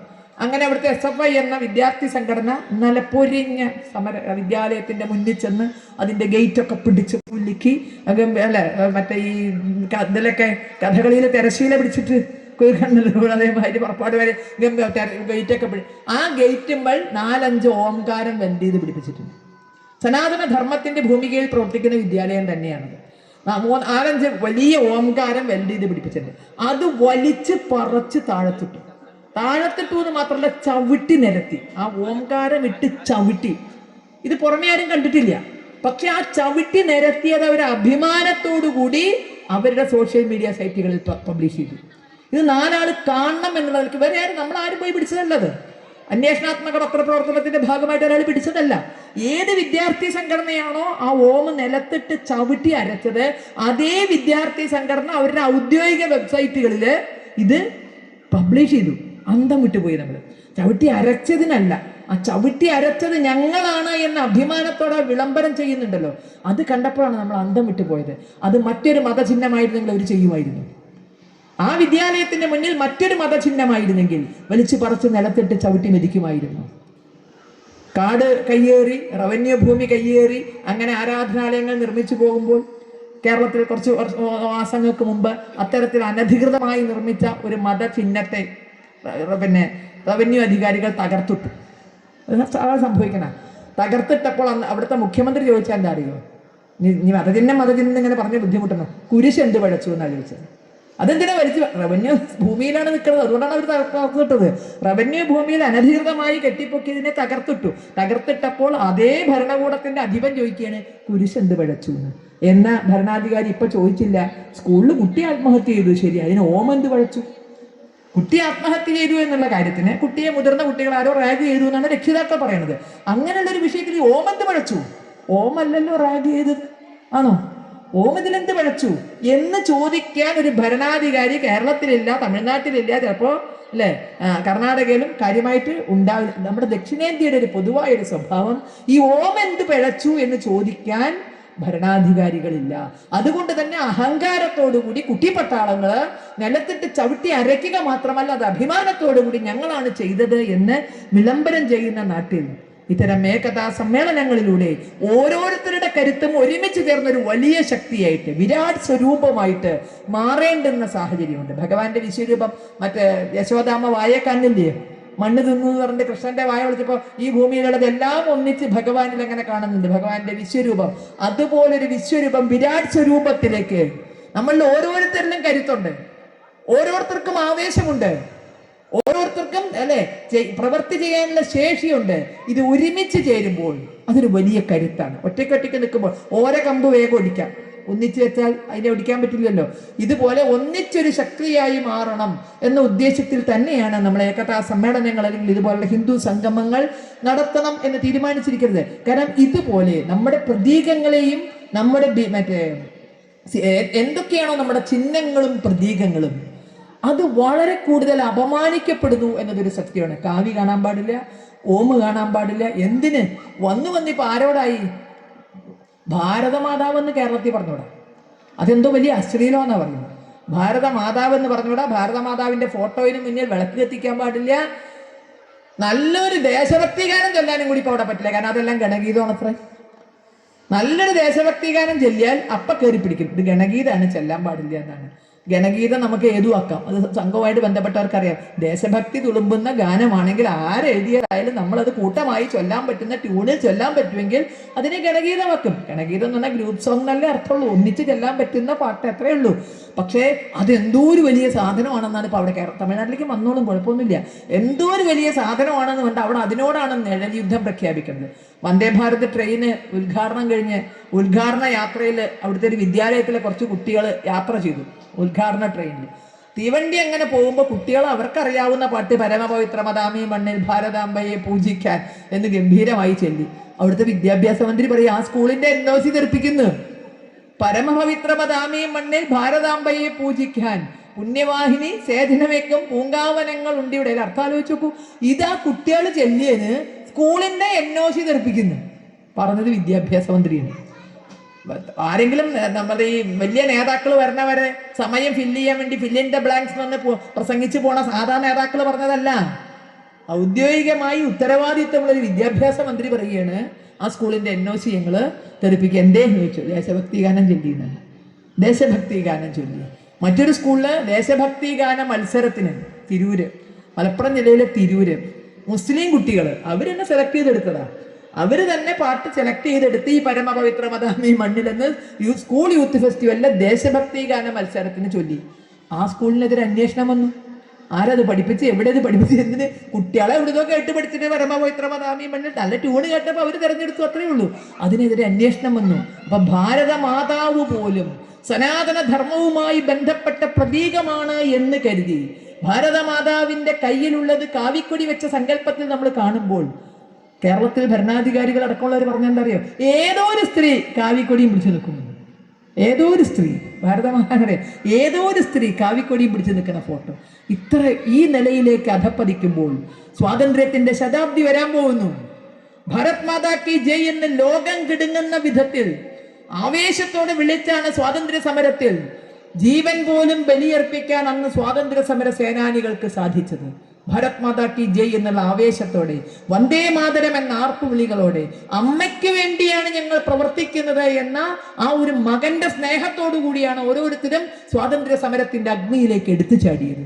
സ്വാതന്ത്ര്യത്തിന്റെ ശതാബ്ദിയാകുമ്പോഴേക്കും വന്ദേ മാതരം പാടില്ല, ഭാരത് മാതാ കി ജയ് പാടില്ല, ഭാരത മാതാവ് എന്ന സങ്കല്പം പാടില്ല. കാരണം ഇതെല്ലാം സനാതന ധർമ്മവുമായി ചേർന്ന് നിൽക്കുന്നു എന്ന് പറയുമ്പോൾ ഇതിനെയൊക്കെ കൂടുതൽ മുറുകെ പിടിച്ച് മുന്നോട്ട് പോവുക. കാരണം ഈ രാഷ്ട്രത്തെ തകർക്കാൻ ശ്രമിക്കുന്നവർ അകത്തുള്ളവരാണ്, പുറത്തുള്ളവരല്ല. പുറത്തുള്ളവരെക്കാൾ കൂടുതൽ രാഷ്ട്രത്തെ തകർക്കുന്നത് അകത്തുള്ളവർ. ഈ രാഷ്ട്രം തകർന്നാൽ നമുക്ക് പോകാൻ വേറൊരു സ്ഥലമില്ല. സനാതന ധർമ്മവുമായി നമുക്ക് ബന്ധപ്പെട്ട് ജീവിക്കാൻ പറ്റുന്ന മറ്റൊരു സ്ഥലമില്ല. വേദങ്ങൾ പിറന്ന പുണ്യഭൂമിയാണ് ഇന്നത്തെ പാകിസ്ഥാൻ. നമ്മുടെ വേദമന്ത്രങ്ങൾ സാക്ഷാത്കരിച്ച മണ്ണാണ്. അതും പറഞ്ഞുകൊണ്ട് അങ്ങോട്ട് പോകാൻ പറ്റുമോ? പറ്റുമോ? പ്രസിദ്ധമായ ഡാക്കേശ്വരിയുടെ സ്ഥലമാണ് ബംഗ്ലാദേശ്. നിന്ന് കത്തുകയാണ് അവിടെ ഹിന്ദുക്കൾ. ഹിന്ദു യുവാക്കളെയൊക്കെ പച്ചക്കിട്ട് കത്തിക്കുകയാണ്. എങ്ങനെ? ഡാക്കേശ്വരിയുടെ ബംഗാളിന്, വിപ്ലവ നായകന്മാരെ സംഭാവന ചെയ്ത ബംഗാളിന്, വന്ദേ മാതരം എന്ന ഗാനം പിറന്നു വീണ ബംഗാളിന്. ബംഗാളിന്റെ ഒരു കഷ്ണല്ലേ 47 ബംഗ്ലാദേശായി പോയത്. ആ ബംഗാളിന് എങ്ങനെ ഇങ്ങനൊരു മാറ്റം വന്നു? ബ്രിട്ടീഷുകാരൻ വെട്ടിമുറിച്ചപ്പോൾ 1905 മതത്തിന്റെ അടിസ്ഥാനത്തിൽ ബംഗാളിനെ വെട്ടിമുറിച്ചപ്പോൾ ഞങ്ങൾക്ക് ഒന്നാകണമെന്ന് ആർത്തു വിളിച്ച ഹിന്ദുവിന്റെയും മുസ്ലിമിന്റെയും ബംഗാൾ, ആ ബംഗാൾ എങ്ങനെ ഇന്ന് ഇങ്ങനെ ഒരു മാറ്റം വന്നു? ഹിന്ദുവിന്റെ എണ്ണത്തിൽ കുറവ് വന്നു എന്നുള്ളതുകൊണ്ട്. ഹിന്ദുവിന്റെ എണ്ണത്തിൽ കുറവ് വന്നു. നമ്മൾ ശ്രദ്ധിക്കേണ്ട പ്രധാനപ്പെട്ട ഒരു വിഷയം, എണ്ണത്തിൽ കുറവ് വന്നാൽ പാകിസ്ഥാനിലെ ഹിന്ദുവിന്റെ ഗതി, അഫ്ഗാനിസ്ഥാനിലെ ഹിന്ദുവിന്റെ ഗതി, ബംഗ്ലാദേശിലെ ഹിന്ദുവിന്റെ ഗതി, കാശ്മീരിലെ ഹിന്ദു ഇന്നലെകളിൽ അനുഭവിച്ചത് ഒട്ടും കുറവില്ലാതെ ഉണ്ടെങ്കിൽ ഇത്തിരി കൂടിയിട്ട് മാത്രമേ ദക്ഷിണേന്ത്യയിലെ ഹിന്ദുവും അനുഭവിക്കുകയുള്ളൂ. അതുകൊണ്ട് കാശ്മീരിന് ശേഷം ആ ദുരന്തം ഭാരതത്തിൽ അനുഭവിക്കേണ്ടി വരിക. ഇനി ഒരു വിഭജനം ആഗ്രഹിക്കുന്നുണ്ടെങ്കിൽ ഒരു തുറന്നു പറയുന്നു, കട്ടിംഗ് സൗത്ത്. കട്ടിംഗ് സൗത്ത് എന്ന പേരിൽ വളരെ കൃത്യമായി പദ്ധതികൾ ആസൂത്രണം ചെയ്ത് നടപ്പാക്കുന്നു. ദക്ഷിണേന്ത്യയെ ഭാരതത്തിന്റെ ഇതര ഭാഗങ്ങളിൽ നിന്ന് മുറിച്ചു മാറ്റുക, കട്ടിംഗ് സൗത്ത്. ബുദ്ധിജീവികൾ അതിനു വേണ്ടിയുള്ള ആസൂത്രണം നടത്തുന്നു. ആ കട്ടിംഗ് സൗത്തിന്റെ ഭാഗമാണ് ഇവിടുത്തെ സ്റ്റാലിന്മാരും അവിടുത്തെ പിണറായിമാരും ഒക്കെ സനാതന ധർമ്മത്തിനെതിരെ മുറവിളി കൂട്ടുന്നത്, മുറിച്ചു മാറ്റാൻ വേണ്ടി.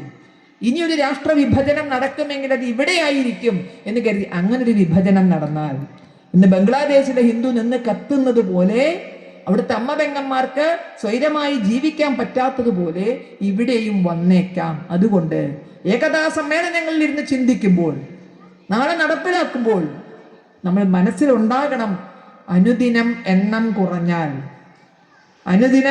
കുറഞ്ഞാൽ ജീവിതം തന്നെ പ്രതിസന്ധിയിലായി പോയേക്കാം. അതുകൊണ്ട് എണ്ണത്തിന് ഒരല്പം പ്രാധാന്യം കൊടുക്കണം എന്ന് വിചാരിച്ച് പെറ്റുകൂട്ടാൻ പറ്റുമല്ലേ? പെറ്റാ പോലുള്ള വളർത്തേണ്ട ഇതിനെയൊക്കെ അല്ലേ? ഞാനൊരു സ്ത്രീ ആയതുകൊണ്ട് എനിക്കറിയാം, പുരുഷന്മാർക്ക് അങ്ങനെയൊക്കെ പറഞ്ഞു പോവാം. നമുക്കിതൊക്കെ വളർത്തിയുണ്ടാക്കണമെങ്കിൽ നമ്മുടെ ഉള്ളിലാണല്ലോ വേവും ചൂടും. അതുകൊണ്ട് അമ്മമാരാരും പറഞ്ഞാൽ കേൾക്കില്ല. പ്രത്യേകിച്ച് ഇന്നത്തെ പെൺകുട്ടികൾ പറഞ്ഞാൽ കേൾക്കുമോ? ഒരു 5-6 കുട്ടികളൊക്കെ ആവട്ടെ എന്ന് പറഞ്ഞാൽ ഞാൻ ഇവിടുന്ന് അങ്ങോട്ട് പോയില്ല, എനിക്ക് വഴിയറിയില്ല, എങ്ങട്ടാ പോകേണ്ടത് എന്നുള്ളത്. ഞാൻ ഈ വന്ന കോലത്തിൽ തിരിച്ചു പോയില്ല എന്നുള്ളത് നല്ല ഉറപ്പാക്കി. അതുകൊണ്ട് അത്തരത്തിലുള്ള നെഗറ്റീവായ കാര്യങ്ങളൊന്നും നമുക്ക് പ്രാവർത്തികമാക്കി കൊണ്ടുവരാൻ കഴിയില്ല. പകരം നമ്മൾ എന്ത് ചെയ്യണം? നമ്മൾ ശ്രദ്ധിക്കേണ്ട വിഷയങ്ങളില്ലേ ഇതേപോലെ ഇരിക്കുമ്പോൾ? ശ്രദ്ധിക്കേണ്ട വിഷയങ്ങളുടെ ഏറ്റവും പ്രധാനമായിട്ട്, ബാക്കിയൊക്കെ നമുക്ക് ആന്തരികമായി നമ്മൾ അകത്ത് നടക്കുന്ന കാര്യങ്ങൾ നമുക്ക് ചർച്ച ചെയ്യാം. നമ്മുടെ വിവാഹം അടക്കമുള്ള കാര്യങ്ങൾ, സമയത്ത് വിവാഹം നടത്തുക തുടങ്ങിയ കാര്യങ്ങളിലൊക്കെ ഗൗരവമായ ശ്രദ്ധ. കാരണം സനാതന ധർമ്മത്തിന്റെ നിലനിൽപ്പിന്റെ ഭാഗമാണ് എന്നതുകൊണ്ട് സമയത്ത് മക്കളെ വിവാഹം കഴിപ്പിക്കുക എന്നുള്ളതൊക്കെ ഒരു ഉത്തരവാദിത്വമായി തന്നെ രക്ഷിതാക്കൾ ഏറ്റെടുക്കണം. അതിനപ്പുറത്ത് നമ്മൾ നേരിടുന്ന വലിയ വിപത്ത് എന്താ? നമ്മളിൽ നിന്ന് ആളുകളെ അകറ്റിക്കൊണ്ടുപോകാനുള്ള പരിശ്രമമുണ്ട്. മതം മാറ്റം നിയമം മൂലം നിരോധിക്കാത്ത രാഷ്ട്രമാണ് ഭാരതം. മതസ്വാതന്ത്ര്യം അനുവദിച്ചിട്ടുണ്ട്.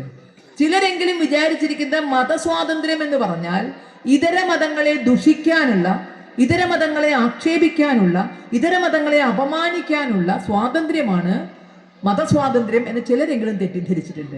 എനിക്ക് എൻ്റെ മതത്തെ പറ്റി പറയാം, പക്ഷെ മറ്റൊരു മതം മോശമാണ് എന്ന് പറയാനുള്ള സ്വാതന്ത്ര്യം എനിക്ക് ഇന്ത്യൻ ഭരണഘടന തരുന്നില്ല. അപ്പോൾ ഇവിടെ വിദേശത്ത് നിന്ന് വരുന്ന പണത്തിന്റെ ഹുങ്കിൽ അതിൻ്റെ കമ്മീഷൻ ഏജന്റുമാരായിട്ട്, അതിൻ്റെ ശമ്പളക്കാരായിട്ട് നാട് മുഴുവൻ മതം മാറ്റത്തിന് വേണ്ടിയുള്ള മാഫിയകൾ പ്രവർത്തിക്കുകയാണ്. ഇന്ത്യ മുഴുവൻ അത്തരം കച്ചവടക്കാർ പോണത് കേരളത്തിൽ നിന്നും തമിഴ്നാട്ടിൽ നിന്നാണ്, വേറെ എവിടുന്നുമില്ല. ഇന്ത്യ മുഴുവൻ മതം മാറ്റത്തിന് വേണ്ടി. അപ്പൊ നമ്മളിവിടെ ശരിയൊക്കെ വേറെ എവിടെയും ഒരു കുഴപ്പമുണ്ടാവില്ല. ഉത്തരേന്ത്യയിലൊക്കെ അനുദിനം പ്രശ്നം എന്ന് പറഞ്ഞിട്ട് പലരും ഇങ്ങനെ പറയുന്നുണ്ടല്ലോ അല്ലേ, അവിടെ മലയാളി പാസ്റ്റർ അറസ്റ്റിലായി, ഇവിടെ മലയാളി വികാരി അറസ്റ്റിലായി അല്ലേ. അപ്പൊ ആരുടെയാണ് കുഴപ്പം? കുഴപ്പം നമ്മുടെയാണ്. കേരളത്തിൽ നിന്നും തമിഴ്നാട്ടിൽ നിന്നുമാണ്. ഉത്തരേന്ത്യയിൽ പോലും അസ്വസ്ഥത ഉണ്ടാക്കത്തക്ക വിധത്തിലുള്ള ഇത്തരം പ്രവർത്തനങ്ങൾ പോകുന്നത് കേരളത്തിൽ നിന്നും തമിഴ്നാട്ടിൽ നിന്നുമാണ്. അപ്പൊ ഇവിടെ നമ്മളൊന്ന് നേരെയായാൽ, ഈ നഴ്സറികളൊന്ന് കൂട്ടാൻ പറ്റിയാൽ, ഇവിടെ നിന്ന് അത്തരം അല്ലെ പ്രവർത്തനങ്ങൾ ഇന്ത്യയുടെ ഇതര ഭാഗങ്ങളിലേക്ക് വ്യാപിക്കില്ല. അപ്പം മതം മാറ്റം വ്യാപകമാകുമ്പോൾ സ്വാഭാവികമായി പറയാം, നമ്മളെ സഹായിക്കണത് ആരാച്ചാൽ അവർ പറഞ്ഞ് കേൾക്കണ്ടേ? ഇതൊക്കെ പറയുന്നു. നമുക്ക് പട്ടിണി അടക്കുമ്പോൾ അരി കൊണ്ടു തന്നോ പറഞ്ഞാൽ കേൾക്കണ്ടേ? നമുക്ക് കടമുണ്ടെങ്കിൽ അത് വീട്ടാൻ പൈസ തരണോ പറഞ്ഞാൽ കേൾക്കണ്ടേ? സ്വാമിക്ക് ഇരിക്കുന്ന വേദിയിൽ തുറന്ന് പറയാൻ പറ്റില്ല, എന്നാലും ഞാൻ അർത്ഥം മനസ്സിലാക്കാൻ വേണ്ടി പറയാൻ കേട്ടോ. ഒരു സ്ത്രീക്ക് ബുദ്ധിമുട്ടുണ്ടെന്ന് വിചാരിക്കും. ഒരു സ്ത്രീക്ക് കുറച്ച് സാമ്പത്തികമായ ബുദ്ധിമുട്ടുണ്ട്. ഒരാൾ ചെന്നിട്ട് പറയാണ്, ഞാൻ മാറ്റിത്തരാം, നീ ഞാൻ പറഞ്ഞ പോലെ കേൾക്കണം. സ്ത്രീയോട് എന്താ പറയാന്നറിയാലോ അല്ലേ? പുരുഷൻ എന്തായിരിക്കും ആഗ്രഹം? ആ പുരുഷനെ നിങ്ങൾ മഹാൻ എന്ന് വാഴ്ത്തുമോ? കണ്ടു, ആ സ്ത്രീയുടെ പട്ടിണി മാറ്റാൻ വേണ്ടിയിട്ട് അയാളെ ഉണ്ടായുള്ളൂ. അയാൾ ഓടിച്ചെന്ന് ചെല്ലുമ്പോ കാശ് കൊടുക്കും. മഹാനാണോ? ആണോ? നിങ്ങളുടെ കണ്ണിലെന്താ? പകരം ആ സ്ത്രീ കൊടുക്കേണ്ടത് എന്താ? ആ സ്ത്രീക്ക് വിലപ്പെട്ട സ്ത്രീത്വം പണയം വെച്ചാലാണ് അവര് പണം കൊടുക്കേണ്ടത്. മഹാൻ എന്ന് പറയാൻ പറ്റുമോ? ചാരിറ്റി പ്രവർത്തനമാണെന്ന് പറയാൻ പറ്റുമോ? ചേച്ചിക്ക് പട്ടിണിയാണല്ലേ, ചേച്ചി എടുത്തോളൂ എന്ന് കൊടുത്താൽ മനസ്സിലാക്കാം. ചേച്ചി മക്കൾക്കായി അതല്ല, അയാള് പറഞ്ഞ പോലൊക്കെ പറയുന്നോടത്ത് നമ്മൾ ചെല്ലണം, വേണ്ടേ? അയാള് പറഞ്ഞ പോലൊക്കെ നമ്മൾ ചെയ്യണം. ആ ആളെ മഹാൻ എന്ന് പറയുവോ? സേവാപ്രവർത്തകനാണെന്ന് പറയുവോ? അവാർഡ് വാങ്ങിച്ചു കൊടുക്കുക. ഈ നാട്ടിൽ ഏറ്റവും വലിയ സേവാപ്രവർത്തകന, എവിടെ സൗന്ദര്യമുള്ള സ്ത്രീകളുണ്ടെങ്കിലും അവിടെ ചെന്ന് സഹായിക്കാൻ തക്ക ഉദാര മനസ്കനാണ് എന്ന് പറഞ്ഞുകൊണ്ട് നമ്മൾ പത്മശ്രീക്ക് ശുപാർശ ചെയ്യുവോ? നാട്ടിൽ ഇത്രയും വലിയൊരു സേവകനില്ല. എപ്പെട്ട സുന്ദരികളായ സ്ത്രീകളുണ്ടോ അവിടെ ചെല്ലും. അവർക്ക് വേണ്ടുന്ന നമ്മൾ ആളെ പറ്റി നമ്മുടെ കാഴ്ചപ്പാടെന്താ? സ്ത്രീത്വം പണയം വെച്ച് ജീവിക്കുന്നത് തെറ്റാണെങ്കിൽ മതം പണയം വെച്ച് ജീവിക്കുന്നത് തെറ്റല്ലേ? മതം പണയം മേടിച്ചുകൊണ്ട് സഹായങ്ങൾ നടക്കുന്നത് ചാരിറ്റി ആയിട്ട് പ്രവർത്തിക്കാൻ പറ്റുമോ? ആളുടെ പട്ടിണിമേലല്ല, ആളുടെ മതത്തിന്മേലാണ് വിഷയം. സ്വന്തം മതത്തിൽ ഇഷ്ടംപോലെ ആളുകൾ പട്ടിണി കിടക്കുന്നുണ്ടാവും. അത് സഹായിക്കേണ്ട കാര്യം അവിടെ പെട്ട് കഴിഞ്ഞാൽ പെട്ട്. ഈ ഒറ്റാലിയിലെ മാതിരിയാ. ഒറ്റാലിക്ക് ഇവിടുത്തെ ഭാഷ എന്തെങ്കിലും മീൻ പിടിക്കുന്ന ഒരു സാധനം ഉണ്ടല്ലോ അല്ലേ, ഈ വെള്ളമൊക്കെ ഇങ്ങനെ ഒഴുകി വരുന്നിടത്ത് കൊണ്ടുവയ്ക്കും, മുളകൊണ്ടും ചൂരലോണ്ടും ഒക്കെ ഉണ്ടാക്കിയിട്ട്. ഈ മീനിന് ഇങ്ങോട്ട് കിടക്കാനേ പറ്റുള്ളൂ, തിരിച്ച് അങ്ങോട്ട് കിടക്കാൻ പറ്റില്ല. ഒഴുക്കിന്റെ ഒപ്പം ഇങ്ങോട്ട് കിടന്നാൽ അതിൻ്റെ ഉള്ളിൽ പൊട്ടു. ഇതുപോലെ ഇതൊക്കെ മതത്തിലേക്ക് അങ്ങോട്ട് കിടക്കാനേ പറ്റുമോ? വെട്ട് കഴിഞ്ഞാൽ പിന്നെ അവിടെ കിടക്കും, പിന്നെ അവർക്കൊരു സഹായമില്ല. പെടുത്തുന്നത് വരെ ഗംഭീര സഹായമാണ്. മനുഷ്യത്വത്തിന്റെ മഹാമന്ത്രം. രോഗം മാറ്റിത്തരും ഇല്ലേ, കടം തീർത്തു തരും, എന്തൊക്കെ. എന്നിട്ടെന്താ ഈ രോഗം ലോകത്ത് ഹിന്ദുക്കൾക്ക് മാത്രമേ ഉള്ളൂ?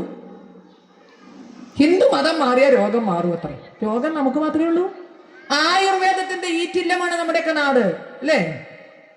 ആരോഗ്യത്തിന്റെ അവസാന വാക്ക്. നമ്മൾ മാത്രമാണ് രോഗികള്.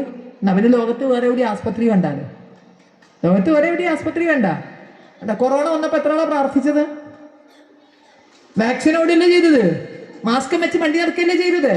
ഞങ്ങൾ പ്രാർത്ഥനയിലൂടെ, അപ്പോഴായിരുന്നു വെല്ലുവിളിയൊക്കെ കാണിച്ചു തരുന്നത്, ഞങ്ങൾ പ്രാർത്ഥനയിലൂടെ മാറ്റിത്തരാം.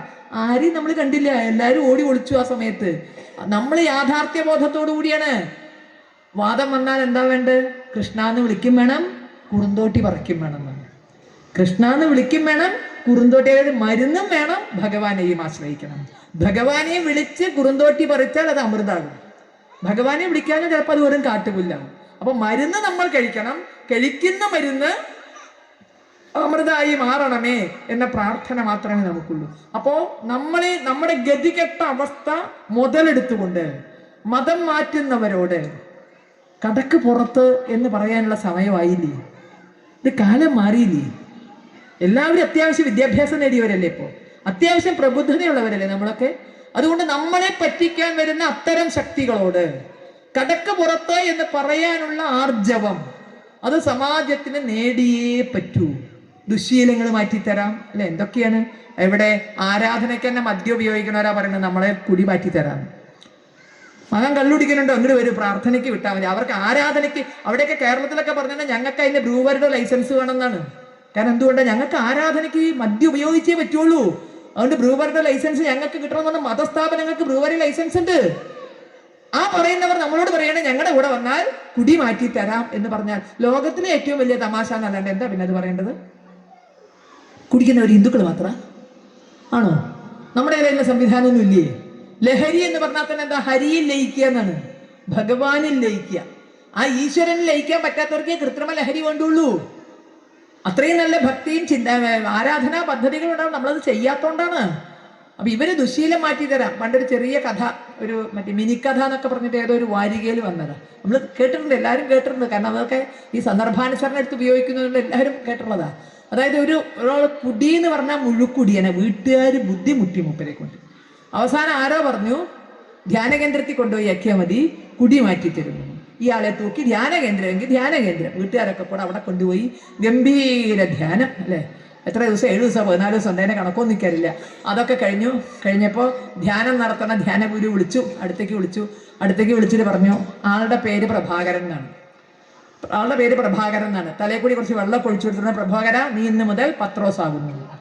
തലേ കൂടി ആയിക്കോട്ടെ 3 വട്ടം പറഞ്ഞു, പ്രഭാകര നീ പത്രോസ് ആകുന്നു, പ്രഭാകര നീ പത്രോസ് ആകുന്നു. ഇനി നീ കുടിക്കുമോ? ഇല്ല. ഇനി നീ മദ്യം കുടിക്കുമോ? ഇല്ല. മദ്യം കുടിക്കുമോ? ഇല്ല. അപ്പോ പത്രോസിനൊരു സംശയം, ചായ കുടിക്കാലോ അല്ലേ എന്ന് വെച്ചു. ഓ, ചായ കുടിച്ചോ, വേണം തോന്നുമ്പോ നീ ചായ കുടിച്ചോ, മദ്യം കുടിക്കരുത്. സത്യം ചെയ്യൂ. സത്യം ചെയ്തു, ഞാൻ ഇനി മേലിൽ മദ്യം കുടിക്കില്ല.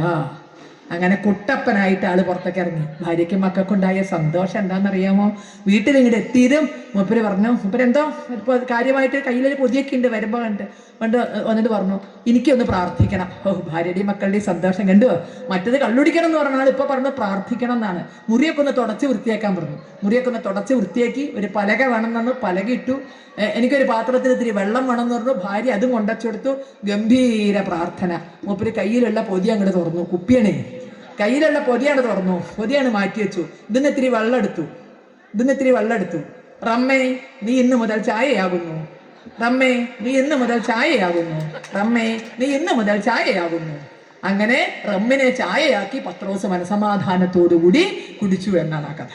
കാരണം തലേക്കൂടി ലേശം വെള്ളമൊഴിച്ച് പ്രഭാകര നീ പത്രോസാകുന്നു, പ്രഭാകര നീ പത്രോസാകുന്നു എന്ന് പറഞ്ഞാൽ പ്രഭാകരൻ പത്രോസാകുമെങ്കിൽ ഈ റമ്മിന്റെ മുകളിൽ കൂടി ലേശം വെള്ളമൊഴിച്ചാൽ റമ്മ് ചായയായിക്കൂടെ? മൂപ്പര് ചായയാക്കി. റമ്മ് നീ ഇന്ന് മുതൽ ചായയാകുന്നു, നീ ഇന്ന് മുതൽ ചായയാകുന്നു, നീ ഇന്ന് മുതൽ ചായയാകുന്നു എന്ന് പിന്നെ പത്രോസ് റമ്മ് കഴിച്ചിട്ടില്ല, പത്രോസ് ചായയെ കുടിച്ചിട്ടുള്ളൂ. എപ്പൊക്കെ ചായ കുടിക്കണം തോന്നിയാലും പത്രോസ് ചായ ഇഷ്ടം പോലെ കുടിക്കും. ഇങ്ങനെയുള്ള വിഡ്ഢിത്തങ്ങളൊക്കെ അല്ലേ. ഇതൊന്നും സാങ്കല്പിക കഥയാന്ന് പറയണ്ട. കാരണം ഇങ്ങനെ ലേശം വെള്ളം ഒഴിച്ചാൽ മാതാപിതാക്കളെ മറന്നു പോകാൻ പറ്റുമോ? ഏതോ തലമുറയിൽപ്പെട്ട് മരിച്ചു പോയവർക്ക് തിരുവല്ലത്ത് പോയി പിന്നച്ചോട് ഉരുട്ടി വെക്കില്ലേ? കന്യാകുമാരി കടൽ തീരത്ത് പോയി പിന്നെ ഉരുട്ടി വെക്കില്ലേ? ആ ബന്ധം നമുക്ക് മുറിച്ചറിയാൻ പറ്റുമോ? ഏതോ തലമുറയിൽ മരിച്ചവർക്കാണ് ജ്ഞാത അജ്ഞാത എന്നൊക്കെ പറഞ്ഞാൽ അവർ പറഞ്ഞുതരാം. നമുക്ക് അറിയണതോ അറിയാത്തതോ ആയിട്ട് നമ്മുടെ തലമുറകളിൽ മരിച്ചു പോയ എല്ലാവരെയും സങ്കല്പിച്ച് പിന്നെ ഉരുട്ടി വെക്കുന്ന ഹിന്ദുവിന് ലേശം കാശിന് വേണ്ടിയിട്ട്, കുറച്ച് അരിപ്പൊടിക്ക് വേണ്ടിയിട്ട്, അല്ലെങ്കിൽ കുറച്ച് പാൽപ്പൊടിക്ക് വേണ്ടിയിട്ട് ഈ ബന്ധം മുറിച്ചറിയാൻ പറ്റുമോ? അവർക്കൊരുള്ള പിണ്ണച്ചോറ് ഉരുട്ടിയൊക്കെ ആയിരിക്കാൻ പറ്റുമോ? ആ സംസ്കൃതിയിൽ നിന്ന് അകന്നു പോകാൻ പറ്റുമോ? അങ്ങനെ ചെയ്യുന്നുണ്ടെങ്കിൽ ആ ഗതികേടുകൾക്ക് കാരണക്കാർ ആരാണോ അവരെ പറഞ്ഞു മനസ്സിലാക്കിക്കാൻ ഞങ്ങൾക്ക് ഞങ്ങളുടെ വിശ്വാസമുണ്ട്. ഈ ഭാരതത്തിൽ ഏറ്റവും കൂടുതൽ സേവാ പ്രവർത്തനങ്ങൾ നടത്തുന്നത് ഇവരാരുമല്ല. വെറുതെ ഒന്ന് ഗൂഗിൾ സെർച്ച് ചെയ്ത് നോക്കുക നിങ്ങൾ. വെറുതെ ഒന്ന് ചെയ്തു നോക്കുക നിങ്ങൾ. ആയിരക്കണക്കിന് ഹിന്ദു സംഘടനകൾ ശതകോടിക്കണക്കിന് രൂപയുടെ സേവാ പ്രവർത്തനങ്ങൾ നടത്തുന്നു. സംഘത്തിന്റെ കീഴിൽ തന്നെ നിരവധി ട്രസ്റ്റുകള്, സംവിധാനങ്ങള്, ലോകം മുഴുവൻ വ്യാപിച്ചു കിടക്കുന്ന സംവിധാനങ്ങള്. നമുക്ക് സങ്കുചിത ലക്ഷ്യമൊന്നും ഇല്ലാത്തതുകൊണ്ട് ആളെ പിടിക്കാൻ നടക്കണില്ല എന്നേ ഉള്ളൂ. ഹിന്ദു എന്നോ മുസ്ലിം എന്നോ ക്രിസ്ത്യാനി എന്നോ ഭേദമില്ലാതെ അത്തരം സേവാ പ്രവർത്തനങ്ങൾ വ്യാപകമായി നടക്കുന്നു. ചെറിയൊരു ഉദാഹരണം, ഇപ്പൊ കേരളത്തിലെ കേരളത്തിൽ നിന്നല്ല, ശരിക്കും ഭാരതത്തിന്റെ പുണ്യമാണ് ജഗദ്ഗുരു മാതാ അമൃതാനന്ദമയി ദേവി. അമ്മയുടെ കീഴിൽ എത്ര സേവാ പ്രവർത്തനങ്ങൾ നടത്തുന്നു? ആരെങ്കിലും അവിടെ കൊണ്ടുപോയി മതം മാറ്റുന്നുണ്ടോ? ആയിരക്കണക്കിന് ആളുകൾക്ക് പെൻഷൻ കൊടുക്കണു. വീട് വെച്ചു കൊടുക്കുന്നു, ചികിത്സാ സഹായം കൊടുക്കുന്നു. ഇതൊന്നും മതത്തിന്റെ പേരിലാണെന്ന് പറഞ്ഞ് കൊട്ടിഘോഷിക്കുന്നില്ല. ആരെയും മതം മാറ്റാൻ നിർബന്ധിക്കുന്നുമില്ല. അതാണ് അതിന്റെ പ്രത്യേകത. എത്രയോ ക്ഷേത്രങ്ങൾ, 100, 110 വിവാഹങ്ങൾ നടത്തിക്കൊടുക്കുന്ന ക്ഷേത്രങ്ങളുണ്ട്. സമൂഹ വിവാഹമായി നടത്തിക്കൊടുക്കുന്ന ക്ഷേത്രങ്ങളുണ്ട്. ചികിത്സാ പദ്ധതികൾ കൊടുക്കുന്ന ആയിരക്കണക്കിന് സംഘടനകൾ, ലക്ഷക്കണക്കിന് ആളുകളിലേക്ക് സേവാ പ്രവർത്തനങ്ങൾ എത്തിക്കുമ്പോൾ, ഇത്തിരി പേർ ഈ മതം മാറ്റാൻ വേണ്ടി സേവാ പ്രവർത്തനം നടത്തുമ്പോൾ, ഞങ്ങളെ ഇനി രക്ഷിച്ചു കളയാം എന്ന് വിചാരിക്കുമ്പോൾ, ഞങ്ങൾക്ക് ആ രക്ഷ വേണ്ട, ഇത്രയും രക്ഷ മതി, മാക്സിമം നരകത്തിൽ പോകുന്നല്ലേ ഉള്ളൂ അല്ലേ, അതിലപ്പുറമൊന്നുമില്ലല്ലോ. ഈ സ്വർഗവും നരകവും കണ്ടവരൊന്ന് തിരിച്ചു വരട്ടെ, ആലോചിക്കാം. നമുക്കായിട്ടൊരു നരകം വെച്ചിട്ടുണ്ടെങ്കിൽ സന്തോഷത്തോടെ അവിടെ ഒരുമിച്ച് കഴിയാം. നമുക്ക് മുന്നേ പോയവരൊക്കെ അവിടെ ഉണ്ടാവുമല്ലോ. നമ്മളെല്ലാം നരകത്തിലേ പോവുമെങ്കിൽ നമുക്ക് മുന്നേ പോയവരൊക്കെ അവിടെ ഉണ്ടാവും. അവിടെ ഒരു കുടുംബസംഘമായിക്കോട്ടെ. നമ്മൾ മാത്രം സ്വർഗത്തിൽ പോയാൽ നമ്മൾ ഏതോ അന്യഗ്രഹത്തിൽ ചെന്ന പെട്ടവരുണ്ടാവില്ലേ? കാരണം നമ്മുടെ കൂട്ടുകാരും കുടുംബക്കാരും ഒന്നും ഇല്ലല്ലോ. അവരൊക്കെ കിടക്കണ ഈ പറഞ്ഞ പോലെ അവര് പറഞ്ഞ നരകത്തിലാണെങ്കിൽ അവര് കിടക്കുന്ന നരകം ഏതോ അതാണ് എന്റെയും സ്വർഗം. അതല്ലേ അതിന്റെ ശരി. നമ്മൾ മാത്രം ഒറ്റയ്ക്ക് പോയിട്ട് സ്വർഗത്തിൽ പോയിട്ട് കാര്യമില്ല. അങ്ങനെ ഒരു സ്വർഗം ഉണ്ടോന്ന് ആരാ കണ്ടേക്കണേ? ആരാ അവിടെ പോയി തിരിച്ചു വന്നെന്ന്? അതുകൊണ്ട് തന്നെ സ്വർഗം കാട്ടി ഭ്രമിപ്പിക്കുകയും നരകം കാട്ടി അല്ലെ പേടിപ്പിക്കുകയും ചെയ്യുന്ന ധർമ്മങ്ങളോട് ഇത് 2026 സാക്ഷരതാ ശതമാനം ഒരുപാട് ഉയർന്നു കഴിഞ്ഞു. ഇന്ന് വിദ്യാലയത്തിൽ പോകാത്തവരില്ല. അതുകൊണ്ട് ഈ കച്ചവടമൊക്കെ പൂട്ടിക്കെട്ടാൻ സമയമായി എന്ന് നല്ല ഭാഷയിൽ പറയാനുള്ള സമയം അതിക്രമിച്ചിരിക്കുന്നു. ഇന്നലെകളിൽ വിവരമില്ലാത്ത കാലത്ത് ഇതൊക്കെ നടന്നിട്ടുണ്ടാവും. ഇന്ന് വിവരമുള്ള കാലത്ത് ഇതൊന്നും സമ്മതിക്കില്ല. നമ്മൾ നടക്കില്ല. നമ്മൾ ഇറങ്ങിയ എന്താ അവസ്ഥ? ഈ ആയിരക്കണക്കിന് ട്രസ്റ്റുകളിലൂടെ, സംഘടനകളിലൂടെ സേവാ പ്രവർത്തനങ്ങൾ നടത്തുമ്പോൾ, സംഘടനാ സംവിധാനം ഇത്രയധികമുള്ള രാഷ്ട്രീയ സ്വയം സേവക സംഘങ്ങളും അനുബന്ധ പ്രസ്ഥാനങ്ങളും ആ വഴിക്കൊന്ന് തുടങ്ങിയാൽ, നമ്മളിലേക്ക് ആളെ കൂട്ടാൻ തുടങ്ങിയാൽ എന്തായിരിക്കും ഇവരുടെയൊക്കെ രീതി? അത് നമ്മുടെ രീതിയല്ല. അതുകൊണ്ട് തന്നെ ഒരിക്കലും മറ്റുള്ളവരെ നമ്മുടെ മതത്തിലേക്ക് കൊണ്ടുവരിക എന്നുള്ളത് നമ്മുടെ രീതിയല്ലാത്തത് കൊണ്ട് അങ്ങനെ ഒരു കടന്നാക്രമണം നടത്തില്ല എന്നവർക്കറിയാം. അതുകൊണ്ട് ആരും മതസ്വാതന്ത്ര്യം എന്ന് പറഞ്ഞാൽ ദുരുപയോഗം ചെയ്യരുത്. ഞാൻ നരകത്തിൽ പോകുമെന്ന് പറയാൻ അവർക്ക് ആരാ സ്വാതന്ത്ര്യം കൊടുത്തത്? എന്റെ ദൈവങ്ങൾ ചെകുത്താനാണെന്ന് പറയാൻ ആരാ അവർക്ക് സ്വാതന്ത്ര്യം കൊടുത്തത്? ചിന്തിച്ചു നോക്കൂ. ഞാൻ ഏത് ദൈവത്തിന്റെ മുന്നിൽ വെച്ചാണോ വായിൽ അന്നം തെച്ചത്, ആ ദൈവം വെറും പിശാചാണെന്ന് പറഞ്ഞാൽ ഇതിലെ വികാരം ഉണരില്ലേ? ഏത് ഭഗവാന്റെ മുന്നിൽ വെച്ചാണോ എന്റെ നാക്കിൽ ഹരിശ്രീ എഴുതിയതെങ്കിൽ ആ ദൈവവും ഈ പറഞ്ഞ പോലെ തന്നെ വെറും കല്ലാണെന്ന് പറഞ്ഞാൽ എന്റെ വികാരം ഇളകില്ലേ? എങ്ങനെ പറയാൻ? ആർക്കാ സ്വാതന്ത്ര്യം കൊടുത്തിരിക്കുന്നത്? അതുകൊണ്ട് മറ്റു മതങ്ങളെ നിന്ദിക്കാതെ സ്വന്തം മതം ആർക്കും പറയാം, അതിൽ കുഴപ്പമില്ല. അവന്റെ മതമായിട്ട് പോവുക. മതക്കച്ചവടം ഈ നാട്ടിൽ വേണ്ട. മതക്കച്ചവടം ഈ നാട്ടിൽ വേണ്ട. ഇത് ആരാ പറയേണ്ടത്? ഞാൻ വേദിയിൽ നിന്ന് പറഞ്ഞാൽ മതിയോ?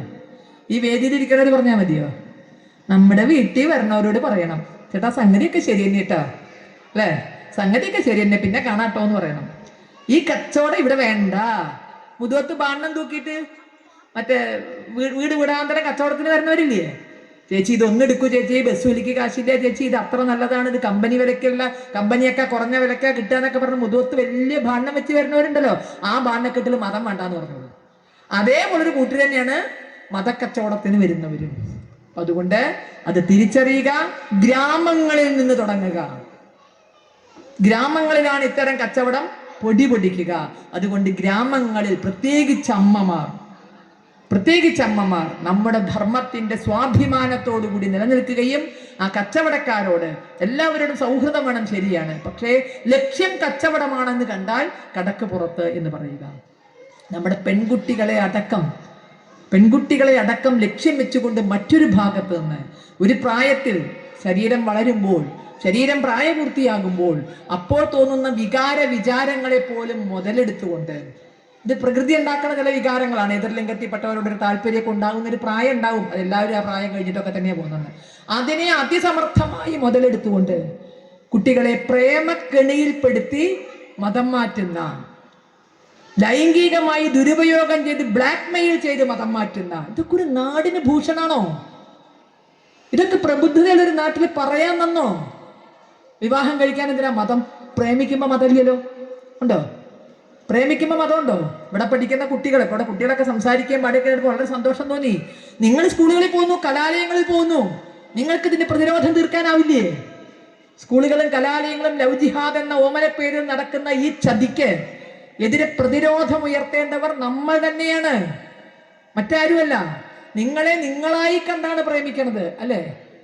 നിങ്ങളായി കണ്ട നിങ്ങളുടെ നെറ്റിയിലെ പൊട്ട് കണ്ടിട്ട്, നിങ്ങളുടെ തലമുടി കണ്ടിട്ട്, നിങ്ങളുടെ വസ്ത്രധാരണം കണ്ടിട്ട് അങ്ങനെ ഇഷ്ടപ്പെടുന്നവർക്ക് പിന്നെ നിങ്ങളുടെ മുടി കാണാൻ പാടില്ല, നിങ്ങൾ പൊട്ട് തൊടാൻ പാടില്ല, നിങ്ങളുടെ പേര് ഇതാവാൻ പാടില്ല. അതെന്ത് യുക്തി? സ്ത്രീ എന്ന് പറഞ്ഞാൽ ആരുടെയെങ്കിലും അടിമയാണോ? ആടിക്കളിക്കടാ കുഞ്ചിരാമ, ചാടിക്കളിക്കടാ കുഞ്ചിരാമ എന്ന് പറഞ്ഞാൽ ആരെങ്കിലും പറഞ്ഞാൽ അതിനനുസരിച്ച് ചാടാനും പാടാനും ഉള്ളവരാണ്? അല്ലല്ലോ. ഒരിക്കൽ ഇതേമാതിരി ഒരു കെണിയിൽപ്പെട്ടൊരു കുട്ടിയോട്, കുറെ കൊല്ലങ്ങൾക്ക് മുമ്പാട്ടോ, കെണിയിൽപ്പെട്ടൊരു കുട്ടിയോട് സംസാരിച്ചു ഞാൻ. ജിഹാദിന്റെ കെണിയിൽപ്പെട്ടതാ. കുട്ടി ഏറെക്കുറെ നിസ്കാരവും നോമ്പൊക്കെ തുടങ്ങിയിരുന്നു. ഈ കുട്ടിയോടെ സംസാരിക്കണം. കുട്ടി എന്നെ ഒരൊറ്റ വീഴ്ത്തല്. കാരണം എന്താന്ന്, ടീച്ചറെ നിങ്ങളെങ്ങനെയാ പ്രേമത്തെ എതിർക്കുക? പാർവതി പ്രേമിച്ചല്ലേ പരമേശ്വരനെ കെട്ടിയെന്ന് വെച്ചു. പാർവതി ശിവനെ കിട്ടിയത് പ്രേമിച്ചല്ലെന്ന് വെച്ചു. എൻ്റെ സപ്തനാടിയും തളർന്നു പോയി. സത്യമല്ലേ?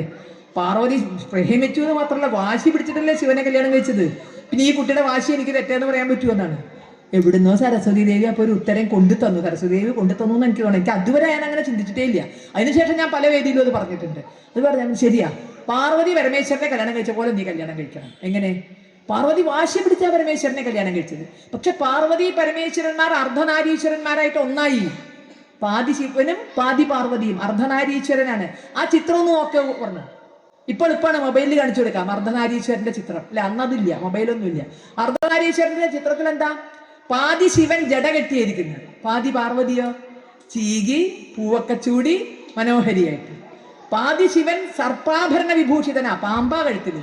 പാർവതിയോ സർവാഭരണ വിഭൂഷിതയാ, സ്വർണവും രത്നമൊക്കെയാണ് ഇട്ടിരിക്കുന്നത്. പാതി ശിവൻ പുലിത്തോലെടുത്തുന്നു, പാർവതിയോ പട്ടുടുത്ത് മനോഹരിയായി. അല്ലേ? അപ്പോ ശിവൻ നിർബന്ധിച്ചുവോ? നീ എൻ്റെ ഭാര്യയാണ്, അതുകൊണ്ട് നീ ജട കെട്ടണം പറഞ്ഞുവോ? ഞാൻ ഇടുന്ന പോലെ പാമ്പ് നീ കഴുത്തിലിടണമെന്ന് പറഞ്ഞുവോ? ഞാൻ പുലിത്തോൽ എടുത്താൽ നീ പുലിത്തോൽ എടുക്കണം എന്ന് പറഞ്ഞുവോ? എന്റെ പേര് മാറ്റണം എന്ന് പറഞ്ഞുവോ? പാർവതി പാർവതിയായിട്ട് തന്നെയാ ശിവന്റെ ഭാഗമായത്. പാർവതിയുടെ ഒരു ഇഷ്ടാനിഷ്ടവും ത്യജിച്ചിട്ടില്ല. സ്ത്രീ സ്വാതന്ത്ര്യത്തിന്റെ അവസാന വാക്കാണ് നമ്മൾ അവിടെ കാണുന്നത്. ഇവിടെയോ നിങ്ങൾ അങ്ങോട്ട് ഇഷ്ടപ്പെട്ടാൽ പിന്നെ നിങ്ങളുടെ മുടി കാണാൻ പാടില്ല, നിങ്ങളുടെ പൊട്ട് കാണാൻ പാടില്ല, നിങ്ങളുടെ പേര് മാറ്റണം. അതുകൊണ്ട് സ്ത്രീ പെൺകുട്ടികൾ തൻ്റെ ഇടമെന്ന് പറഞ്ഞാൽ തൻ്റെതായ ഒരു ഇടമാണ്. നമ്മൾ ആരുടെയും അടിമയല്ല. നമ്മുടെ ഏത് പേര് കണ്ടാണോ അവർ ഇഷ്ടപ്പെട്ടത്, നമ്മുടെ ഏത് വേഷം കണ്ടാണോ അവർ ഇഷ്ടപ്പെട്ടത്, നമ്മുടെ ഏത് മുടി കണ്ടാണോ അവർ ഇഷ്ടപ്പെട്ടത്, നമ്മുടെ ഏത് പൊട്ട് കണ്ടാണോ അത് ഇഷ്ടപ്പെട്ടത്, അത് ഉപേക്ഷിക്കാൻ പറയാനുള്ള സ്വാതന്ത്ര്യം ഒരുത്തിനും നമ്മൾ പണയം വെച്ച് കൊടുത്തില്ല. അപ്പൊ അതൊക്കെ ഉറപ്പുണ്ടെങ്കിൽ ചെയ്തു ഓർമ്മ. അതൊക്കെ നിനക്ക് നെയ്യായി തന്നെ തുടരാമെങ്കിൽ. മലയാളത്തിൽ ONV ഒരു കവിത ഉണ്ട്. രാധയോ ലക്ഷ്മിയോ സീതയോ ഗൗരിയോ പേരെന്തു തന്നെ വിളിച്ചാലും നീ എന്നും നീയാണ്. ONV കവിത എങ്ങനെയാണ്? പേരെന്തു തന്നെ വിളിച്ചാലും നീ എന്നും നീയാണ്. അതുകൊണ്ട് പ്രേമിക്കാനൊക്കെ കൊള്ളാം, നീ എന്നും നീയായിട്ട് നിൽക്കാൻ പറ്റാത്തിടത്തേക്ക് ചെന്ന് ചതിയിൽ പെടാതിരിക്കാനുള്ള ആർജവം നമ്മുടെ പെൺകുട്ടിയൊക്കെ ഉണ്ടാകണം. അതാണ് സ്ത്രീ ശക്തി, അതാണ് സ്ത്രീ സ്വാതന്ത്ര്യം. അല്ലാതെ വല്ലവനും പൊടിച്ച് പർദ്ദയ്ക്കുള്ളിൽ കൊണ്ടുപോയിട്ടാൽ അതിൻ്റെ ഉള്ളിൽ കിടന്ന് ഞെരുങ്ങുന്നതിൻ്റെ പേരല്ല സ്വാതന്ത്ര്യം എന്ന് പറഞ്ഞാൽ. ഈ സ്വാതന്ത്ര്യ വാഞ്ച നമ്മുടെ പെൺകുട്ടികൾക്കിടയിലേക്ക് കൊടുക്കാൻ നമ്മുടെ മക്കളിലൂടെ സാധിക്കില്ലേ? അല്ലാതെ ആരും പ്രേമത്തിനെ എതിർക്കണമെന്നില്ല, അത് എതിർത്തിട്ട് കാര്യമൊന്നുമില്ല. അത് താൽക്കാലികമായി ഉണ്ടായി പോകുന്നൊരു വികാരമാണ്, അതങ്ങ് നടക്കും. അതുകൊണ്ട് അതിനെയൊന്നും ആരും എതിർക്കുന്നില്ല. പക്ഷേ ഇത് കെണിയാകരുത് ഒരിക്കലും. ഇത്തരം കാര്യങ്ങൾ ഉദാത്തമായ രാധാകൃഷ്ണ പ്രണയമൊക്കെ കേട്ടിട്ടുള്ളവരാ നമ്മൾ. അതൊന്നും ഒരിക്കലും കെണിയല്ല. അതുകൊണ്ട് പ്രണയം കെണിയല്ല, മതം മാറ്റാനുള്ള ഉപാധിയല്ല. ഇത്രയും കാര്യങ്ങൾ തിരിച്ചറിയണം. നാടിൻ്റെ സ്വാസ്ഥ്യം കെടുത്തുന്ന, നാടിൻ്റെ സ്വസ്ഥത ഇല്ലാതാക്കുന്ന, നാടിൻ്റെ സുരക്ഷയ്ക്ക് ഭീഷണിയാകുന്ന ഭീകരവാദ പ്രവർത്തനങ്ങൾ നാട്ടിൽ നടക്കുമ്പോൾ അതിനൊത്താശ ചെയ്തു കൊടുക്കുന്ന രാഷ്ട്രീയം, അതും ദക്ഷിണേന്ത്യയുടെ ഒരു പ്രത്യേകതയാണ്. ജിഹാദികൾക്ക് വലിയ പിന്തുണയാണ് ഭരണകൂടങ്ങളുടെ ഭാഗത്ത് നിന്ന് കിട്ടുന്നത്. അപ്പൊ അവർക്കെതിരെ നമ്മുടെ സംഘടിതമായ ശേഷിയാണ് അതൊക്കെ ഇല്ലാതാകാൻ. നാടിൻ്റെ പൾസ് അറിയുന്നവരാകണം നമ്മൾ. നാടിനെ നശിപ്പിക്കാൻ ബോധപൂർവം പരിശ്രമിക്കുന്നവരുണ്ട്. അവരിൽ നിന്ന് നമ്മുടെ നാടിനെ രക്ഷപ്പെടുത്താനുള്ള ഉത്തരവാദിത്വം നമുക്ക് ഓരോരുത്തർക്കും ഉണ്ട്. അതിന് നമ്മുടേതായ നമ്മുടെ സ്വത്വം വീണ്ടെടുക്കണം, തിരിച്ചറിയണം, അതിനുവേണ്ടി മുന്നോട്ട് പോകണം.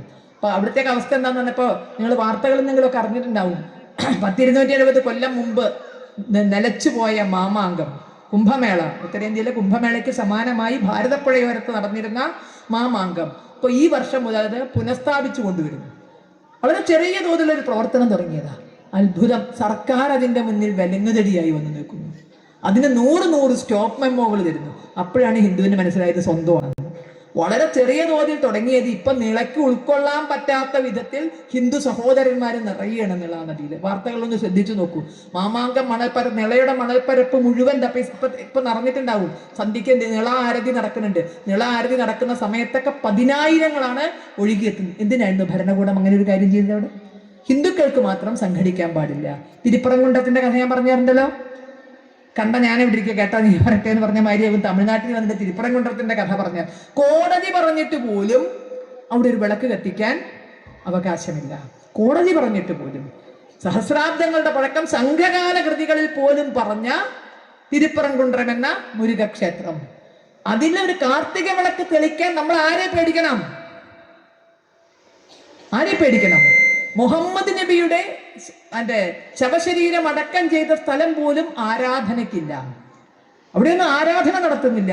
അപ്പോഴാണ് ഏതൊരു സിക്കന്ദർ ഷായുടെ ശവശരീരം ഉണ്ടെന്നും പറഞ്ഞത് തിരുപ്പറംകുണ്ടത്തിന്റെ തലേ കയറി മല കീഴടക്കാൻ, അത് സിക്കന്ദർ മലയാക്കണം. അത്ര തിരുപ്പറംകുണ്ടത്തിനെ സിക്കന്ദർ മലയാക്കണം. അവിടെ പാലക്കാട്ടിൽ നിന്നാണ് മാംസം കൊണ്ട് പോകണം. ആലോചിക്കണം നിങ്ങൾ.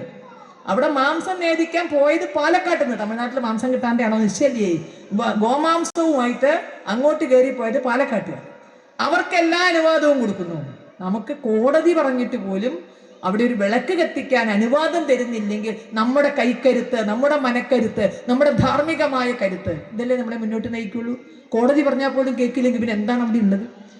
തമിഴ്നാട്ടില് തിരുപ്പറംകുണ്ടത്തിന്റെ അവസ്ഥ അതാണെങ്കിൽ കേരളത്തിലെ ശബരിമലയുടെ അവസ്ഥ പറയണ്ട. കോടതി എന്നെ ചോദിച്ചത് അയ്യപ്പൻ അവിടെ ഉണ്ടോന്നാണ്. അയ്യപ്പന്റെ ചൈതന്യം ഉണ്ട്, വിഗ്രഹം തന്നെ പുഴയ്ക്ക് കൊണ്ടുപോയോ എന്ന് ഒരു നിശ്ചയമില്ല. ഒരു നിശ്ചയമില്ല. എന്തുകൊണ്ട്?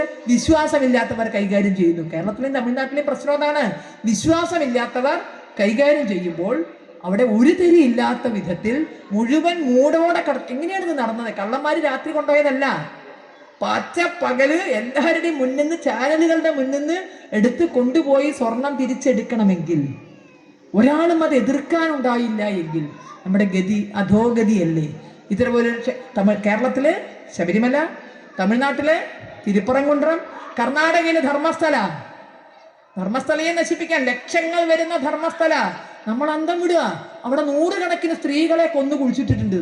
അമ്പലത്തിൽ തൊഴാൻ വരുന്ന പെൺകുട്ടികളെ കൊണ്ടുപോയി ബലാത്സംഗം ചെയ്ത് കൊന്ന് അമ്പല പരിസരത്ത് ഒരുത്തൻ തലയോട്ടിയും പിടിച്ച് കോടതി ചെന്ന് പറയുന്നു. SIT ഉണ്ടാക്കുന്നു, പിന്നാലെ ഓടുന്നു, മാന്തുന്നു, കുഴിക്കുന്നു, ലോകം മുഴുവൻ കുഴിക്കുന്നു. ഒറ്റ മരണം പോലും നടന്നിട്ടില്ല. ഒരു കൊലപാതകം പോലും നടന്നിട്ടില്ല. ചാനലുകൾ കൊഴിപ്പിക്കുന്നു. ഒരു മാസക്കാലം നമ്മൾ ഉത്തരം പറയാം, കാരണം നമുക്കറിയില്ലല്ലോ ഇത് നടന്നിട്ടില്ലയോ എന്ന് അറിയാതെ നമ്മളെല്ലാം അന്തം വിട്ട് നിൽക്കുന്നു. ഇപ്പൊ കേസ് തിരിഞ്ഞു വന്നിരിക്കുന്നു. അതിനിടയിൽ ഒരു സ്ത്രീ വരുന്നു, എന്റെ മകളെ ഇവിടെ വെച്ച് കൊന്നിട്ടുണ്ട്, എന്റെ മകളെ കൊന്നിട്ടുണ്ട് പറഞ്ഞോളൂ. കല്യാണം തന്നെ കഴിച്ചിട്ടില്ല, കുട്ടി ഉണ്ടായിട്ടില്ല. എന്നിട്ട് എന്റെ മകള് മരിച്ച് ഡെഡ് ബോഡി എങ്കിലും എനിക്ക് കാണണം എന്ന് പറഞ്ഞ് ഒരു വൃദ്ധ സ്ത്രീയെ കൊണ്ടുവന്ന് അവിടെ എഴുന്നള്ളിപ്പിക്കാൻ കഴിഞ്ഞ ആ ശക്തിയൊക്കെ വളരെ വലുതാണ്. അതുകൊണ്ട് നമ്മൾ കാണുന്ന ലോകമൊന്നും അല്ല ഇത്. വളരെ വളരെ ആസൂത്രിതമായി സനാതന ധർമ്മത്തെ നശിപ്പിക്കാനുള്ള ശ്രമങ്ങൾ വ്യാപകമായി നടക്കുന്നു. അത് ധർമ്മസ്ഥലയിലാകാം, അത് ശബരിമലയിലാകാം, അത് തിരുപ്പറംകുണ്ട്രത്തിലാകാം. എവിടെയാണോ ഹിന്ദുക്കൾ ഒരുമിക്കുന്നത് അവിടെയെല്ലാം ഭിന്നിപ്പിക്കാൻ, അവിടെയെല്ലാം നശിപ്പിക്കാനുള്ള ശ്രമം. ഇപ്പൊ ശബരിമലയിലെ യുവതീ പ്രവേശനവുമായി ബന്ധപ്പെട്ട കോലാഹലമൊക്കെ നമ്മൾ കണ്ടിട്ടുണ്ട്. എന്നാ തുടങ്ങിയെന്നറിയാമോ? 2007-8 കാലത്ത് ഒരു ദേവപ്രശ്നം വെക്കുകയാണ്. അപ്പൊ പറയാ ശബരിമല അയ്യപ്പന് സ്ത്രീ സംസർഗം ഉണ്ടായിട്ടുണ്ട്. അന്തം വിട്ടുപോയി. വിഗ്രഹത്തിന് യുവതി തൊട്ടിട്ടുണ്ട് എന്നാണ്. ഇതെങ്ങനെ? ഇത് കേട്ട പാട് കർണാടക എന്നൊരു നടി പറയുന്നു, ഞാൻ അയ്യപ്പനെ തൊട്ടു. എങ്ങനെ തൊട്ടു? ഞാൻ സന്നിധാനത്ത് വന്ന് തൊഴുമ്പോൾ ഒന്ന് യുവതി വരികയാണെന്നുള്ളത് ആലോചിക്കണം കേട്ടോ. വന്നു, അപ്പോഴോ തിരക്കിയിട്ട് ഞാൻ അയ്യപ്പന്റെ മേലേക്ക് വീണു. ശബരിമലയിൽ ഒരിക്കലെങ്കിലും പോയവര് നോക്കി വെക്കൂ. തിരക്കിയിട്ടല്ല, നമ്മൾ എടുത്തെറിഞ്ഞ വിഗ്രഹത്തുമ്പോൾ എത്തുമോ? ഒരാൾ കയ്യും കാലും കൂട്ടിപ്പിടിച്ചിട്ട് എടുത്തെറിഞ്ഞ കാരണം വിഗ്രഹം ഇരിക്കണത് എത്ര ദൂരെയാണ്, നമ്മൾ തോന്നുന്നത് എത്ര ദൂരെയെന്നാ. എന്നിട്ട് വീണപ്പോ ജയമാല എന്ന നടി പറയണത്, ഞാൻ വീണപ്പോ അയ്യപ്പന്റെ മേല് വീണു. അതിന്റെ മേല് കോലാഹലമായി. ആ കോലാഹല സമയത്താണ് യുവതീ പ്രവേശനത്തിന്റെ പേരിൽ കേസ് പോണത്. അതിനുവേണ്ടി ഉണ്ടാക്കിയ നാടകമായിരുന്നു ഇത്. കേരളത്തിൽ ഇങ്ങനെ ഒരു വിവേചനം നിലനിൽക്കുന്നു എന്ന് ഇന്റർനാഷണൽ മീഡിയ വരെ ചർച്ച ചെയ്ത്, അപ്പോ ചെറുതല്ല ഒന്നിക്കുക. ഡോക്ടർ ജിയുടെ ദീർഘവീക്ഷണം, രാഷ്ട്രീയ സ്വയം സേവക സംഘം എന്ന ത്രയക്ഷരി ആ മഹത്തായ പ്രസ്ഥാനത്തിന് രൂപകൽപ്പന ചെയ്യുമ്പോൾ ഇതൊക്കെ എന്നെ കൊണ്ട് പറ്റുമോ എന്നുള്ള ചോദ്യമൊന്നുമില്ല. ഈ 10 പിള്ളേരെയും വെച്ചോണ്ട് എന്ത് ചെയ്യാനാ എന്നുള്ള വിഷമമൊന്നുമില്ല. നമ്മൾ പലരും പറയും ഇവിടെ ഒന്നും ആരും വിളിച്ചാ വരില്ല എന്ന്. ഇങ്ങോട്ട് വിളിച്ചാൽ അങ്ങോട്ട് പോണവര് പരാതി പറയുമ്പോൾ വെറും 10-12 കുട്ടികളെ വെച്ചിട്ട് ഇത്രയും ദീർഘവീക്ഷണത്തോടെ ഒരു സംഘടന ഉണ്ടാക്കിയെങ്കിൽ അതാണ് നമുക്കുള്ള ആത്മവിശ്വാസം. ഇവിടെ ഇത്രയും ഹിന്ദുക്കളെ ഈ കാവിക്കൊടിക്ക് കീഴിൽ എത്തിക്കാൻ സാധിക്കുമെങ്കിൽ ഈ ഗ്രാമത്തിന്റെ മുഖച്ഛായ മാറ്റാൻ, ഇവിടെ സനാതന ധർമ്മത്തിന്റെ അതേ അടിസ്ഥാനത്തിൽ ഈ ഗ്രാമം രൂപപ്പെടാൻ, അങ്ങനെയുള്ള ഗ്രാമങ്ങളിലൂടെ ഭാരതം 2047 വിശ്വഗുരുവായി മാറാൻ നമ്മുടെ എല്ലാവരുടെയും പ്രവർത്തനം ഉണ്ടാകട്ടെ എന്ന് മാത്രം പ്രാർത്ഥിച്ചുകൊണ്ട്, ആഗ്രഹിച്ചുകൊണ്ട്, നിങ്ങളെ ഇത്രയും പേരെ ഒരുമിച്ച് കാണാൻ, ഈ കാവിക്കൊടിക്ക് കീഴിൽ കാണാൻ സാധിച്ചതിന്റെ സന്തോഷം വെളിപ്പെടുത്തിക്കൊണ്ട് ഞാൻ എൻ്റെ വാക്കുകൾ നിർത്തുന്നു. വന്ദേ മാതരം.